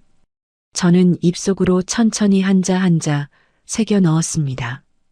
오민철이 잠결에 뒤척이며 제 손등을 잡았어요. 저는 그 손을 가만히 마주 쥐었습니다. 그 손이 내일 어떤 손으로 변할지 저는 이미 알고 있었어요. 창밖 가로등 불빛이 침실 천장 한 귀퉁이에 길게 늘어져 있었습니다. 저는 그 빛 한 줄기를 한참 동안 응시했어요. 일요일 새벽 5시. 저는 침대에서 천천히 몸을 일으켰어요. 밤새 한숨도 못 잤지만 거울 앞에 선 제 얼굴은 거짓말처럼 평온했습니다. 여보, 일어나. 5시야. 출발해야지. 저는 오민철의 어깨를 가볍게 흔들었어요. 벌써.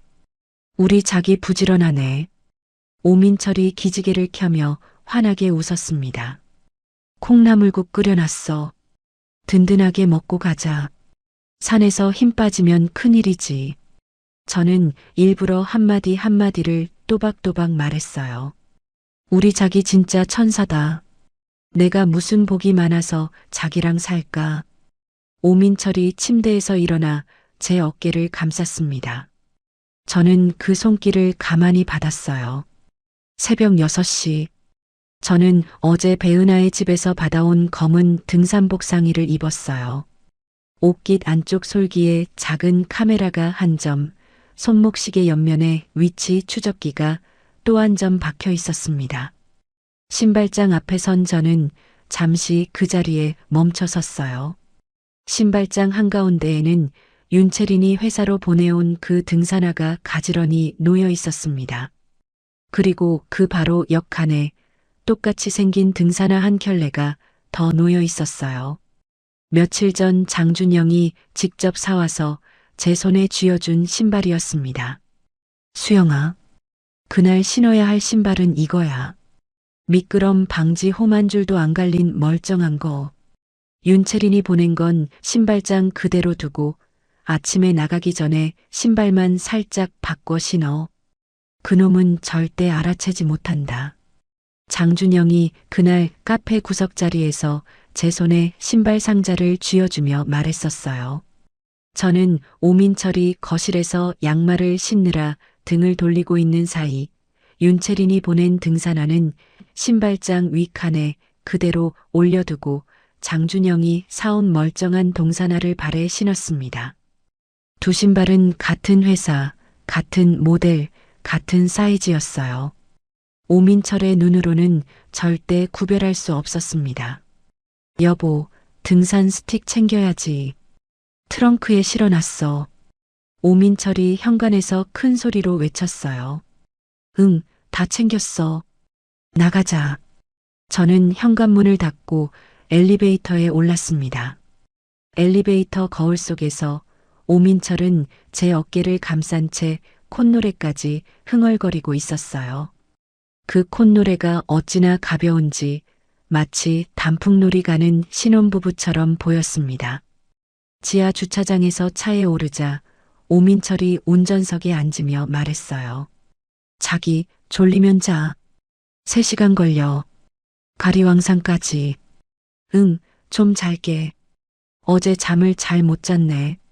저는 조수석 등받이를 살짝 뒤로 젖히고 눈을 감았습니다. 하지만 한쪽 눈은 가늘게 뜨고 있었어요. 차가 고속도로에 올라선 지 30분쯤 지났을까요? 오민철이 한 손으로 운전대를 잡은 채 다른 손으로 휴대폰을 들었습니다. 화면을 톡톡 두드리는 소리가 들렸어요. 출발했다. 1시쯤 정상 부근. 오민철이 입속으로 작게 중얼거리며 메시지를 보냈습니다.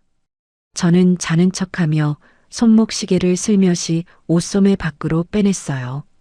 시계 옆면이 오민철의 휴대폰 화면을 정확히 향하도록 각도를 조정했습니다. 카메라가 또렷이 잡아주기를 마음속으로 빌며 다시 눈을 감았어요. 오전 9시 30분. 가리왕산 등산로 주차장에 도착했습니다. 이른 시간이라 등산객이 그리 많지는 않았어요. 차에서 내려 등산화 끈을 묶는 저를 멀리서 분홍색 등산 자켓을 입은 여자 한 명이 매점 앞 의자에 앉아 가만히 바라보고 있었습니다. 배은하였어요. 저는 자켓 색깔을 한번 확인하고 다시 등산화 끈으로 시선을 내렸습니다. 가슴 한쪽이 따뜻해졌어요. 조금 떨어진 곳에서는 등산복을 입은 노영진이 일행으로 보이는 남자들과 농담을 주고받으며 지도를 펼쳐보고 있었습니다. 별동대 형사들이었어요. 여보, 천천히 올라가자. 자기 무리하지 말고. 오민철이 제 손을 잡았습니다. 응, 천천히 가자. 저는 오민철의 손을 마주잡고 산길 입구로 발걸음을 옮겼어요. 같은 시각, 가리왕산 반대편 하산 지점. 윤채리는 자신의 흰색 차량 트렁크 앞에 서 있었습니다. 트렁크 안쪽에서 위조된 유서 한 장과 빈 약통 하나를 꺼냈어요. 윤채리는 손수건을 꺼내 약통 표면을 정성스럽게 닦았습니다. 유서 종이의 가장자리도 같은 손수건으로 한 번 더 문질렀어요. 오빠 다 닦았어. 너 손자국만 안 남기면 돼. 윤채린이 휴대폰으로 짧은 메시지를 보냈습니다. 그 시각 50m 떨어진 자리. 검은색 세단 운전석에 장준영이 앉아 있었어요. 조수석에는 무전기를 든 형사 한 명이 윤채린의 움직임을 한 동작도 놓치지 않고 보고하고 있었습니다. 팀장님, 위조 유서 꺼냈습니다. 약통도 같이 손에 들었어요. 조수석 형사가 작은 목소리로 말했어요. 좋아. 영상 다 녹화되고 있지. 장준영이 룸미러를 흘끔 바라보았습니다. 네, 팀장님. 차량 블랙박스랑 우리 쪽 카메라 2개 다 돌아갑니다. 장준영은 운전대 위에 양손을 가볍게 얹은 채 천천히 호흡을 가다듬었어요. 오전 11시 30분. 저와 오민철은 정상이 코앞에 보이는 구간까지 올라왔습니다. 등산객들의 발길이 거의 끊긴 절벽 가장자리를 따라 난 좁은 길이었어요. 여보, 우리 여기서 사진 한 장 찍자. 풍경이 진짜 죽인다. 오민철이 휴대폰을 꺼내며 환하게 웃었습니다. 좋아. 어디 서면 돼? 저는 일부러 한 발 망설이며 물었어요. 저쪽 절벽 끝쪽으로 가봐. 자기 뒤로 산이 다 보이게. 오민철이 절벽 가장자리를 가리켰습니다.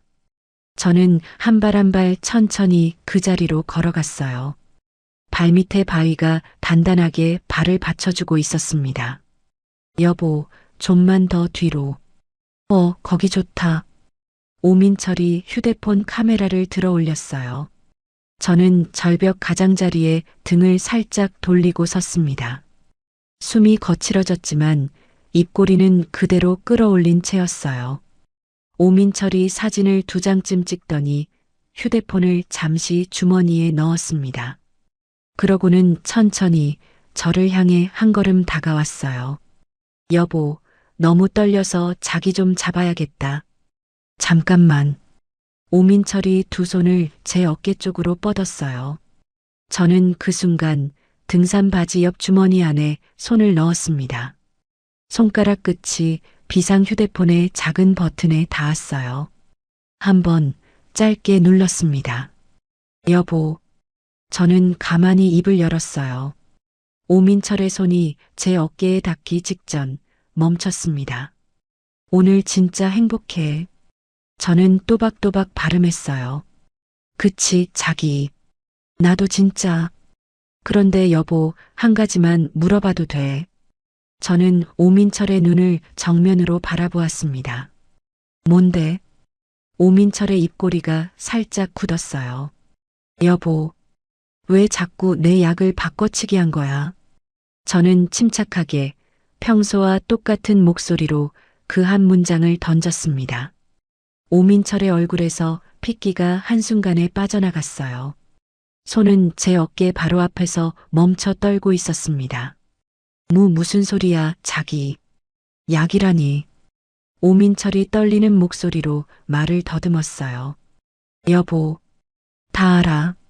체린이도, 보험금도, 가리왕산도, 약병도, 유서도 다 알아.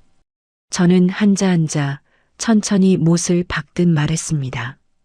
오민철의 얼굴이 일그러졌어요. 다정한 남편의 얼굴이 한꺼풀 벗겨지더니 그 아래 짐승의 얼굴이 드러났습니다. 이 미친년이. 오민철의 입에서 욕설이 튀어나왔어요. 2 손이 본능적으로 제 어깨를 향해 거칠게 뻗어왔습니다. 바로 그 순간이었어요. 꼼짝 마. 강력계다. 바위 뒤편에서 노영진이 튀어나오며 외쳤습니다. 일반 등산객으로 위장하고 있던 별동대 형사 5명이 사방에서 동시에 뛰어나왔어요. 오민철의 팔이 등 뒤로 거칠게 꺾였습니다. 놓으라고. 오민철이 발버둥쳤어요. 오민철 씨 살인 예비 음모와 보험 사기 미수 혐의로 긴급 체포합니다. 변호인을 선임할 권리가 있고 묵비권을 행사할 수 있습니다. 지금부터 하시는 모든 말은 법정에서 불리하게 작용할 수 있습니다. 노영진이 또렷한 발음으로 한자 고지했습니다. 한수영, 너 이 미친년. 네가 나한테 어떻게 이래. 오민철이 저를 노려보며 소리쳤어요. 저는 2 다리에서 힘이 빠지는 걸 느꼈습니다. 그러나 무릎이 꺾이지 않게 옆에 선 노영진의 팔을 한 손으로 잡았어요. 오민철, 나는 한 번도 너한테 이렇게 한 적 없어. 네가 먼저 그랬어. 저는 떨리는 목소리로 한마디 던지고 천천히 절벽에서 등을 돌렸습니다. 같은 시각 산 아래 하산 지점. 윤채리는 차 운전석에 앉아 손수건으로 마지막으로 핸들을 닫고 있었어요. 차창 옆에서 또각또각 발걸음 소리가 들렸습니다. 윤채린이 고개를 들었어요. 윤채린 씨. 장준영이 차창을 가볍게 두드렸습니다. 누구세요? 윤채린이 손수건을 슬며시 무릎 위에 떨어뜨렸어요. 강남경찰서 강력계 장준영입니다. 차 문 좀 열어주시죠. 장준영이 신분증을 들어 보였습니다. 윤채린의 손가락 끝이 잠시 떨렸어요. 그러나 곧 입꼬리를 끌어올리며 천천히 운전석 문을 열었습니다. 무슨 일이세요, 형사님? 저 그냥 산에 등산 왔다가 잠깐 쉬고 있던 건데요. 윤채린의 목소리가 갑자기 다정해졌어요. 트렁크에 위조 유서와 빈 약통이 있는데 그 이야기부터 좀 해보실까요? 장준영이 차분하게 말했습니다. 윤채린의 얼굴에서 미소가 천천히 지워졌어요. 무슨 말씀이신지 모르겠는데요. 윤채린이 입술을 깨물었습니다. 윤채린 씨 살인 예비 음모와 보험 사기 미수, 사문서 위조 혐의로 긴급 체포합니다. 장준영이 윤채린의 손목에 수갑을 채웠어요. 차가운 쇳소리가 차창 안에 또렷이 울렸습니다. 오민철 씨는 지금 산 위에서 우리 후배가 체포했습니다. 두 사람 다 끝났어요. 장준영의 목소리가 단단했어요. 오빠가. 윤채린의 무릎에서 손수건이 바닥으로 또르르 굴러떨어졌습니다. 오후 1시 저는 노영진의 부축을 받으며 산길을 천천히 내려왔어요. 중간쯤 내려왔을 때 매점 앞에서 분홍색 자켓을 입은 여자 한 명이 뛰어 올라오는 모습이 보였습니다. 수영아. 배은하가 두 팔을 벌리고 달려왔어요. 은하야. 저는 배은하의 어깨에 얼굴을 묻었습니다. 그제야 참아왔던 무언가가 한꺼번에 무너져 내렸어요. 어깨가 들썩이며 소리 없이 흐느꼈습니다. 수영아, 다 끝났어. 너 살았어. 살아서 내려왔어. 배은하가 제 등을 토닥였어요. 산 아래 주차장에는 강력계 경찰차 한 대가 시동을 켠 채 저를 기다리고 있었습니다. 저는 배은하의 손을 잡은 채 천천히 차에 올랐어요. 조수석 창문 너머로 가리왕산이 멀어지기 시작했습니다. 서울로 돌아오는 차 안에서 저는 가만히 두 손을 무릎 위에 모았어요. 이 사건은 분명 오늘 끝났습니다. 그런데 마음 한구석에 묵직한 무언가가 여전히 남아 있었어요. 어머님 윤정숙. 6개월 동안의 그 침묵. 어머님이 어디까지 알고 계셨는지, 그리고 왜 끝까지 신고 한 통 하지 못하셨는지. 저는 차창에 이마를 가만히 기대고 멀어지는 풍경을 한참 동안 응시했습니다. 다음 날 아침 9시 강남경찰서 1층 출입문이 열리고 시어머니 윤정숙이 천천히 안으로 들어섰어요. 손에는 작은 보온병 하나가 들려 있었습니다. 저는 장준영과 함께 1층 로비에서 어머님을 기다리고 있었어요. 어머님. 저는 자리에서 일어나 어머님께 다가갔습니다. 수영아, 어미 왔다. 윤정숙이 보온병을 가슴 앞으로 끌어안았어요. 어머님의 어깨가 한 뼘은 작아 보였습니다. 어머님, 이쪽으로 오세요. 조용한 방으로 모실게요. 장준영이 어머님께 정중히 고개를 숙였어요. 3층 작은 면담실. 어머님은 의자에 앉자마자 보온병 뚜껑을 천천히 돌렸습니다. 김이 모락모락 올라오는 차 한 잔을 한 모금 마시고서야 비로소 입을 여셨어요. 수영아, 장 형사. 어미가 오늘 다 털어놓고 가려고 왔다. 윤정숙의 목소리가 조심스러웠습니다. 어머님, 천천히 말씀하세요. 시간 많아요. 저는 어머님의 손등을 가만히 잡았어요. 6개월 전이었지. 어미가 시장에 갔다가 회사 근처를 우연히 지나갔어. 그때 우리 민철이가 어떤 젊은 여자랑 손을 잡고 걷고 있더라. 어머님의 시선이 찻잔 위에 머물렀습니다. 어머님. 저는 입을 가만히 다물었어요. 처음엔 어미도 눈을 의심했어. 친한 회사 후배인가 했지. 그런데 그 둘이 길 한복판에서 사람들 시선도 신경 안 쓰고 손을 잡고 있더라고. 어미가 며느리 둔 어미인데 그 손을 어떻게 못 본 척하겠니? 윤정숙의 입가가 살짝 떨렸습니다. 그날부터 어미가 민철이 뒤를 따라다녔어. 어미 나이에 무슨 미행이냐 싶었지만 안 할 수가 없더라. 한 달쯤 따라다니니까 그 여자가 누군지 어디 사는지 다 알겠더라고. 어머님이 손수건을 꺼내 입가를 가만히 눌렀어요. 어머님, 그걸 혼자 다 알아내셨어요. 장준영이 조심스럽게 물었습니다. 늙은이 눈에는 자식 잘못 보는 게 가장 두려운 일이지. 그래서 알아낸 거야. 아들 잘못 키운 어미가. 윤정숙이 손수건을 꽉 쥐었어요. 그리고 한 달 전쯤 어미가 우리 민철이 집에 갔다가 서재에 들어가게 됐어. 책상 위에 종이 한 장이 펼쳐져 있는데 그게 우리 수영이 글씨로 쓴 유서더라. 어머님의 어깨가 떨리기 시작했습니다. 저는 어머님의 손을 두 손으로 감쌌어요. 어미는 그 자리에서 다리에 힘이 풀려서 한참을 서재 바닥에 주저앉아 있었어. 그제야 어렴풋이 알았지. 우리 민철이가 무슨 짓을 꾸미는지.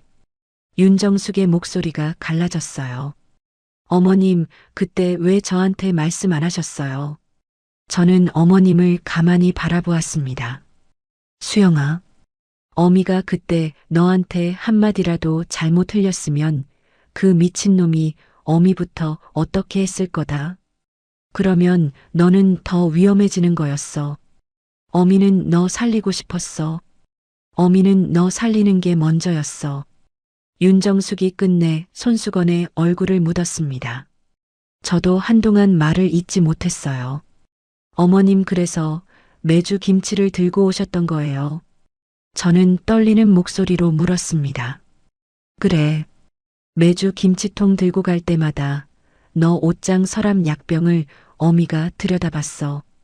민철이가 약을 바꿔놨으면 어미가 미리 챙겨간 진짜 약으로 다시 채워두고 매주 그렇게 했어. 윤정숙이 두 손으로 얼굴을 가린 채 어깨를 들썩였어요.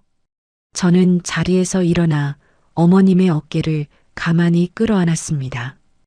어머님의 어깨가 어찌나 작던지 두 팔 안에 그대로 다 안겨버렸어요. 어머님 덕분에 저 살았어요.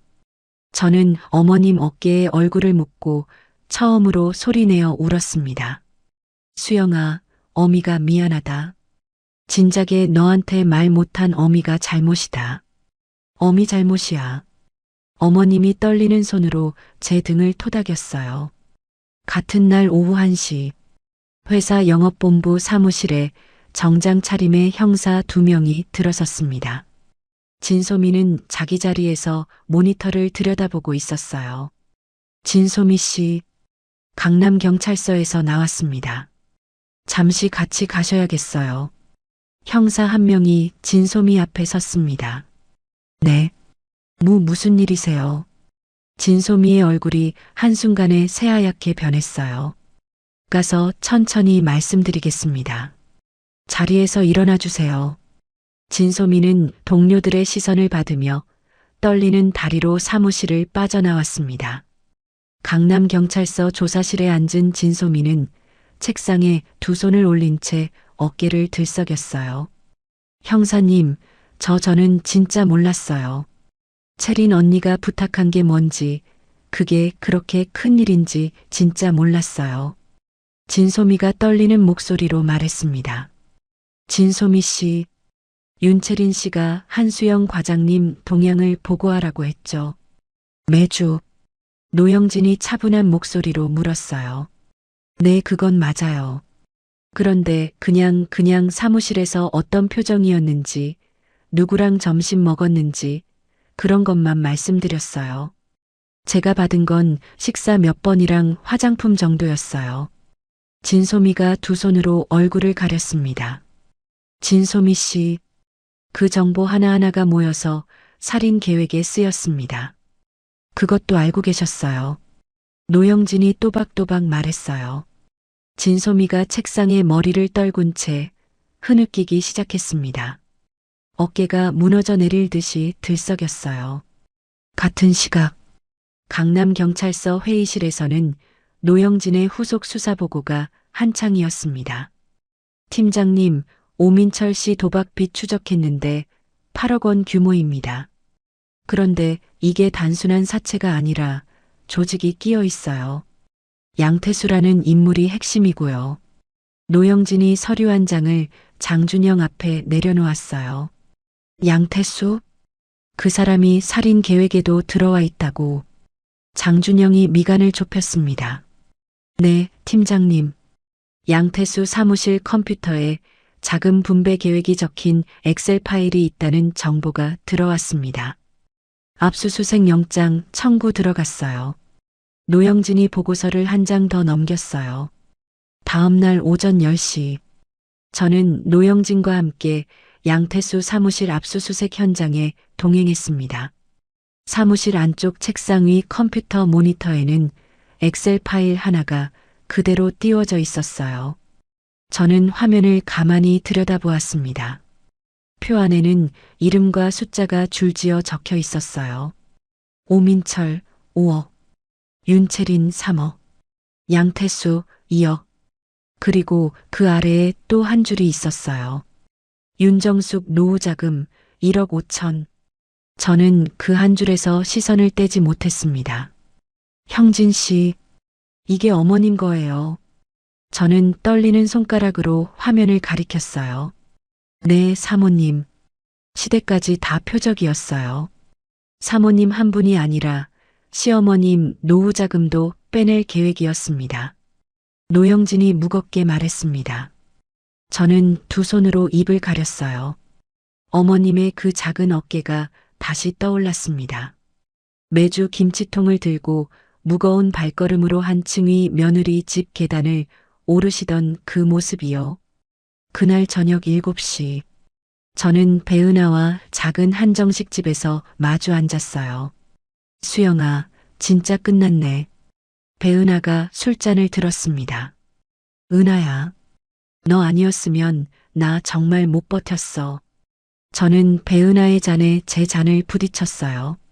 수영아, 나도 한 가지 짐 내려놨다. 5년 동안 진짜 무거웠어. 너한테 말 못한 게. 배은하의 눈가가 살짝 붉어졌습니다. 은하야, 그건 이제 다 끝난 이야기야. 우리 다시 시작하자. 저는 배은하의 손을 잡았어요. 두 사람의 손이 한참 동안 식탁 위에 포개져 있었습니다. 저녁 9시, 저는 구치소 면회실 유리병 너머에 앉아 있었어요. 잠시 후 오민철이 푸른 수의를 입고 들어왔습니다. 수영아. 오민철이 자리에 앉으며 제 이름을 불렀어요. 저는 아무 말 없이 오민철을 바라보았습니다. 수영아. 내가 정말 미친놈이었어. 도박빚 때문에 머리가 어떻게 됐었나 봐. 그런데 나는 자기를 사랑하지 않은 적은 한 번도 없었어. 오민철이 유리벽에 두 손을 가져다 댔어요. 저는 천천히 자리에서 일어났습니다. 여보, 수영아, 한마디만 해줘. 오민철이 다급한 목소리로 말했어요. 저는 유리벽 너머의 오민철을 가만히 내려다보았습니다. 오민철, 너는 나를 사랑한 적이 없었어. 단 하루도. 저는 그 한마디를 남기고 면회실 문을 밀었어요. 복도를 걸어 나오는 동안 등 뒤에서 오민철이 무어라 외치는 소리가 들렸습니다. 저는 한 번도 돌아보지 않았어요. 밤 10시, 저는 거실 소파에 혼자 앉아 있었어요. 휴대폰이 짧게 울렸습니다. 시어머니 윤정숙이었어요. 수영아, 어미다. 수화기 너머에서 어머님의 목소리가 잠겨 있었습니다. 어머님 들어가셨어요. 식사는 하셨고요. 저는 휴대폰을 두 손으로 잡았어요. 수영아, 어미가 그 집을 정리하려고 한다. 같은 아파트 단지에 사는 게 너한테 무슨 도움이 되겠니? 어미가 멀리 가마. 어미는 그만 너 곁을 떠나는 게 도리야. 어머님의 목소리가 떨렸습니다. 어머님, 저는 자리에서 일어났어요. 어머님, 어디 가시면 안 돼요. 어머님, 그 집에서 한 발짝도 나가지 마세요. 저는 단호하게 말했습니다. 수영아, 어머님이 6개월 동안 저 살리셨잖아요. 이번엔 제가 어머님 살릴 차례예요. 어머님, 저랑 같이 살아요. 우리 두 사람이 가족이잖아요. 저는 한 호흡으로 말했어요. 수화기 너머에서 어머님의 흐느낌이 작게 들려왔습니다. 수영아, 어미가 무슨 자격으로 너랑. 어머님, 자격은 어머님이 가장 많으세요. 어머님이 저 살리신 그 손으로 이제 저랑 같이 사세요. 저는 휴대폰을 가슴에 끌어안았어요. 통화를 끊고 저는 빈 거실 소파에 가만히 앉았습니다. 탁자 위에 놓인 사진 한 장을 들어보았어요. 승진 파티 날 윤채린이 제 팔에 자기 팔을 끼고 환하게 웃던 그 사진이었습니다. 저는 사진을 두 손으로 잡고 천천히 반으로 접었어요. 그리고 옆자리에 내려놓았습니다. 거실 시계 초침 소리가 또각또각 빈 공간을 가만히 채우고 있었어요. 저는 두 손을 무릎 위에 모았습니다. 이 사건은 분명 끝났어요. 그런데 제 인생은 이제부터 진짜 시작이었습니다. 저는 천천히 소파에서 일어나 베란다 창가로 걸어갔어요. 서울 밤하늘의 불빛들이 멀리까지 이어져 있었습니다. 사건이 일어난 지 2달이 지난 어느 날 아침, 서울중앙지방법원 형사대법정 앞에 저는 단정한 검은색 정장 차림으로 서 있었어요. 옆에는 어머님 윤정숙과 배은하가 함께 있었습니다. 수영아, 어미 손잡거라. 윤정숙이 떨리는 손을 내미셨어요. 어머님, 우리 같이 들어가요. 저는 어머님의 손을 꽉 잡았습니다. 수영아, 나도 옆에 있을게. 배은하가 제 다른 쪽 손을 잡았어요. 법정 안. 피고인석에는 오민철, 윤채린, 양태수, 진소미 네 사람이 차례로 입정해 자리에 앉았습니다. 오민철은 고개를 푹 숙인 채 한 번도 제 쪽을 보지 못했어요. 윤채린은 입술을 깨물고 앞만 노려보고 있었습니다. 증인 한수영, 증인석으로 나와 주십시오. 판사의 목소리가 법정 안에 또렷이 울렸어요. 저는 자리에서 일어나 증인석으로 천천히 걸어갔습니다. 다리가 떨릴 줄 알았는데 신기하게도 한 발 한 발이 단단했어요. 증인은 사건이 일어난 그 새벽부터 산 위에서의 마지막 순간까지 시간 순서대로 말씀해 주십시오. 판사가 제게 말했습니다. 네, 판사님. 저는 천천히 입을 열었어요. 승진 파티 날 새벽이었습니다. 남편 양복 주머니에서 휴대폰이 떨어졌어요. 화면이 켜지면서 메시지 한 줄이 떴습니다. 자기야, 준비했으니 그년 마무리만 해. 그 한 줄이었어요. 저는 떨리지 않는 목소리로 한마디 한마디 말했습니다. 법정 안이 한순간 고요해졌어요. 그 메시지를 보내신 분은요? 판사가 다시 물었습니다. 피고인 윤채린입니다. 거래처 김 부장이라는 이름으로 저장되어 있었어요. 저는 윤채린 쪽을 한번 바라보았어요. 윤채린이 시선을 떨궜습니다. 저는 그날 새벽부터 가리왕산 절벽 위에서의 마지막 순간까지 천천히 풀어놓았어요. 보양식을 들고 매주 찾아오시던 어머님의 손길. 5년 전 자신을 거절했던 친구가 녹음해둔 음성 파일. 회사로 도착한 등산화 한 켤레. 오민철의 서재 서랍 깊숙이 숨겨져 있던 위조 유서. 그리고 절벽 끝에서 등을 떠밀리기 직전 저를 향해 뻗어오던 두 손까지. 방청석에 앉아있던 어머님 윤정숙이 손수건으로 조용히 눈가를 누르고 계셨어요. 저의 진술이 끝나자 두 번째 증인으로 시어머니가 증인석에 올랐습니다. 어머님은 떨리는 손으로 마이크를 잡으셨어요. 어미가 6개월 동안 아들놈 짓을 어렴풋이 알면서도 신고 한 통 못했습니다. 그 죄 여기 며느리 앞에서 다 받겠습니다. 윤정숙의 목소리가 갈라졌습니다.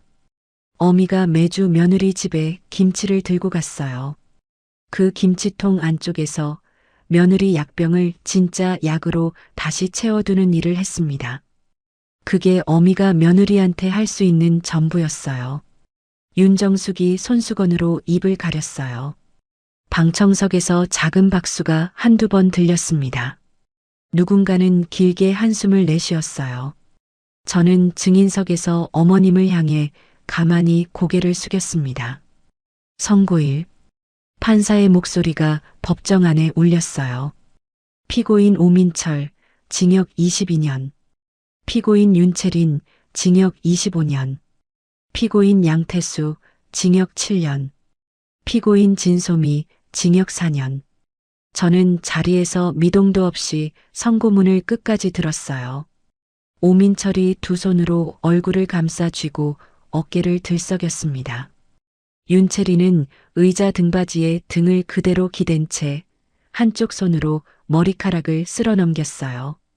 저는 자리에서 일어나 법정 문을 향해 천천히 걸었습니다. 법정 밖 복도에서 어머님이 두 팔을 벌리셨어요. 수영아. 윤정숙이 떨리는 목소리로 저를 부르셨습니다. 저는 어머님의 품에 가만히 안겼어요. 어머님의 등이 어찌나 작던지 두 팔 안에 그대로 다 들어왔습니다. 다음 날 오전, 저는 회사 인사부 앞에 정장 차림으로 서 있었어요. 손에는 사직서 한 장이 들려 있었습니다. 한 과장님, 진짜 그만두시는 거예요. 인사부 직원이 사직서를 받으며 눈을 동그랗게 떴어요. 네. 15년 다녔으니 이제 좀 쉬어보려고요. 저는 역게 미소 지었습니다. 마지막 퇴근길. 사무실 동료들이 박수를 쳐주셨어요. 한 과장님, 그동안 정말 고생하셨어요. 건강하세요, 과장님. 어디 가서든 잘 사실 거예요. 저는 한 분 한 분 손을 잡으며 인사를 나눴습니다. 자리로 돌아와 마지막으로 옆자리를 가만히 바라보았어요. 한때 진소미가 앉아 차 한 잔을 건네던 그 자리는 비어 있었습니다. 저는 가방을 들고 사무실 문을 나섰어요. 한 달 뒤, 저는 제 명의로 들어있던 모든 보험을 해지했습니다. 환급금 전액을 가정폭력 피해 여성쉼터와 보험사기 피해자 지원단체 두 곳에 나누어 보냈어요. 같은 날 오후 작은 출판사 대표가 제 앞에 앉아 계약서를 내밀었습니다. 한수영 작가님 이야기는 분명 누군가를 살릴 거예요. 대표가 두 손으로 만년필을 건네셨어요. 저는 만년필을 받아 계약서 위에 천천히 제 이름을 적었습니다. 그날 저녁, 어머님 윤정숙이 저희 집 식탁에 마주 앉으셨어요. 수영아, 어미가 평생 모은 돈이 좀 있다. 많지는 않다만 너한테 보태고 싶어. 윤정숙이 통장 한 권을 식탁 위에 올려놓으셨습니다. 어머님 안 돼요. 어머님 노후자금이잖아요. 저는 통장을 도로 어머님 쪽으로 밀었어요. 수영아, 어미가 이 돈을 그 미친놈한테 뺏길 뻔했어. 양태수라는 인간한테 1억 5천을 줄 뻔했지. 그 돈 어차피 죽은 돈이었어. 너 아니었으면 어미한테 남지도 않았을 돈이야. 윤정숙이 통장을 다시 제 앞으로 밀어놓으셨습니다. 어머님, 저는 통장을 두 손으로 잡았어요. 수영아, 어미랑 너랑 작은 가게 하나 차리자. 같이. 어미가 평생 김치 하나는 잘 담그잖니. 윤정숙이 역게 웃으셨어요. 어머님의 얼굴에 모처럼 웃음이 번졌습니다. 어머님이랑 카페 한번 해볼까요? 어머님 김치도 같이 팔고. 저는 어머님의 손을 잡았어요. 카페? 그것도 좋다. 김치도 같이 팔자. 윤정숙이 환하게 웃으셨습니다. 석 달 뒤, 저는 동네 골목 끝자락에 작은 카페 하나를 열었어요. 간판에는 어머님이 손수 쓰신 글씨가 걸렸습니다. 봄날, 개업식 날 배은하가 큰 화환을 들고 가장 먼저 카페 문을 열었어요. 수영아, 진짜 차렸네. 진짜 차렸어. 배은하가 두 팔을 벌리며 저를 안았습니다. 은하야, 너 단골 등록 1호다. 평생 커피값은 받지도 않을 거야. 저는 배은하의 어깨를 토닥였어요. 수영아, 그러면 내가 매일 와도 돼. 배은하가 환하게 웃었습니다. 카페 문이 다시 열렸어요. 장준영이 손에 작은 꽃다발 하나를 들고 들어왔습니다. 수영아, 늦었다. 장준영이 꽃다발을 내미셨어요. 오빠, 와줘서 고마워. 저는 꽃다발을 두 손으로 받았습니다. 앞으로 이 동네에 자주 와야겠다. 우리 강남경찰서랑 좀 멀긴 한데. 장준영이 머쓱하게 웃었어요. 오빠, 자주 와. 커피값은 받을 거지만. 저는 장난스럽게 웃었습니다. 장준영은 카페 창가 자리에 앉아 어머님이 내려주신 커피 한 잔을 천천히 마셨어요. 사건의 종결 후 1년이 흐른 어느 봄날 저녁이었습니다. 저는 카페 창가 자리에 혼자 앉아 있었어요. 어머님은 주방에서 김치 한 통을 새로 담그고 계셨고 배은하는 1시간 전에 가게에 들렀다 막 돌아간 참이었습니다. 창밖으로 노을이 천천히 내려앉고 있었어요. 거리에 가로등이 하나씩 켜지기 시작했습니다. 문이 열리는 작은 종소리가 들렸어요. 수영아, 오늘은 늦지 않았지. 장준영이 카페 안으로 들어섰습니다. 오빠, 오늘은 일찍 왔네. 저는 자리에서 일어나 커피 한 잔을 내렸어요. 장준영이 제 맞은편 자리에 앉았습니다. 두 사람 사이에 김이 모락모락 올라오는 커피잔 2개가 놓였어요. 수영아, 다음 주말에 가까운 산 한번 가볼래? 장준영이 커피잔을 들며 말했습니다. 저는 잠시 멈췄어요. 산. 저는 작게 입속에서 그 한자를 굴렸습니다. 수영아, 미안. 내가 생각 없이. 장준영이 잔을 내려놓았어요. 오빠, 괜찮아. 가자, 산. 이번엔 오빠랑 가는 거니까. 저는 옅게 웃었습니다. 장준영이 마주 웃었어요. 저는 식어버린 제 커피잔을 두 손으로 감쌌습니다. 1년 전 그 새벽 떨리는 손으로 남편의 휴대폰을 들어 올리던 저를 잠시 떠올렸어요. 그 한 줄의 메시지를 보지 못했더라면 오늘 이 자리에 앉아 노을을 바라보는 저는 존재하지 않았겠죠. 저는 커피잔을 천천히 들어 한 모금 마셨어요. 봄밤의 공기가 카페 유리문 너머에서 부드럽게 흘러들고 있었습니다. 여러분, 여기까지 한수영 씨의 사연이었습니다. 새벽 1시 떨리는 손으로 들어 올린 그 한 통의 휴대폰이 한수영 씨의 인생을 송두리째 바꿔놓았습니다. 15년 동안 헌신해온 아내의 자리. 사실은 보험금 20억짜리 표적이었다는 사실 앞에서 그분이 무너지는 대신 선택한 것은 차가운 이성과 진짜 가족이었어요. 시청자 여러분도 살아오시면서 가까운 사람에게 받은 상처 한 번쯤은 가슴에 묻고 계시지 않나요? 세월이 약이라는 말도 있지만 어떤 상처는 정면으로 마주해야만 비로소 아무는 법이지요. 인생의 절반을 지나오신 여러분, 부디 더 이상 누군가의 짐을 짊어지느라 자기 자신을 잃지 마시길 바랍니다. 오늘 사연 재밌게 들으셨다면 구독과 좋아요 눌러주시고 시청자분들의 생각을 편하게 적어주시면 감사합니다.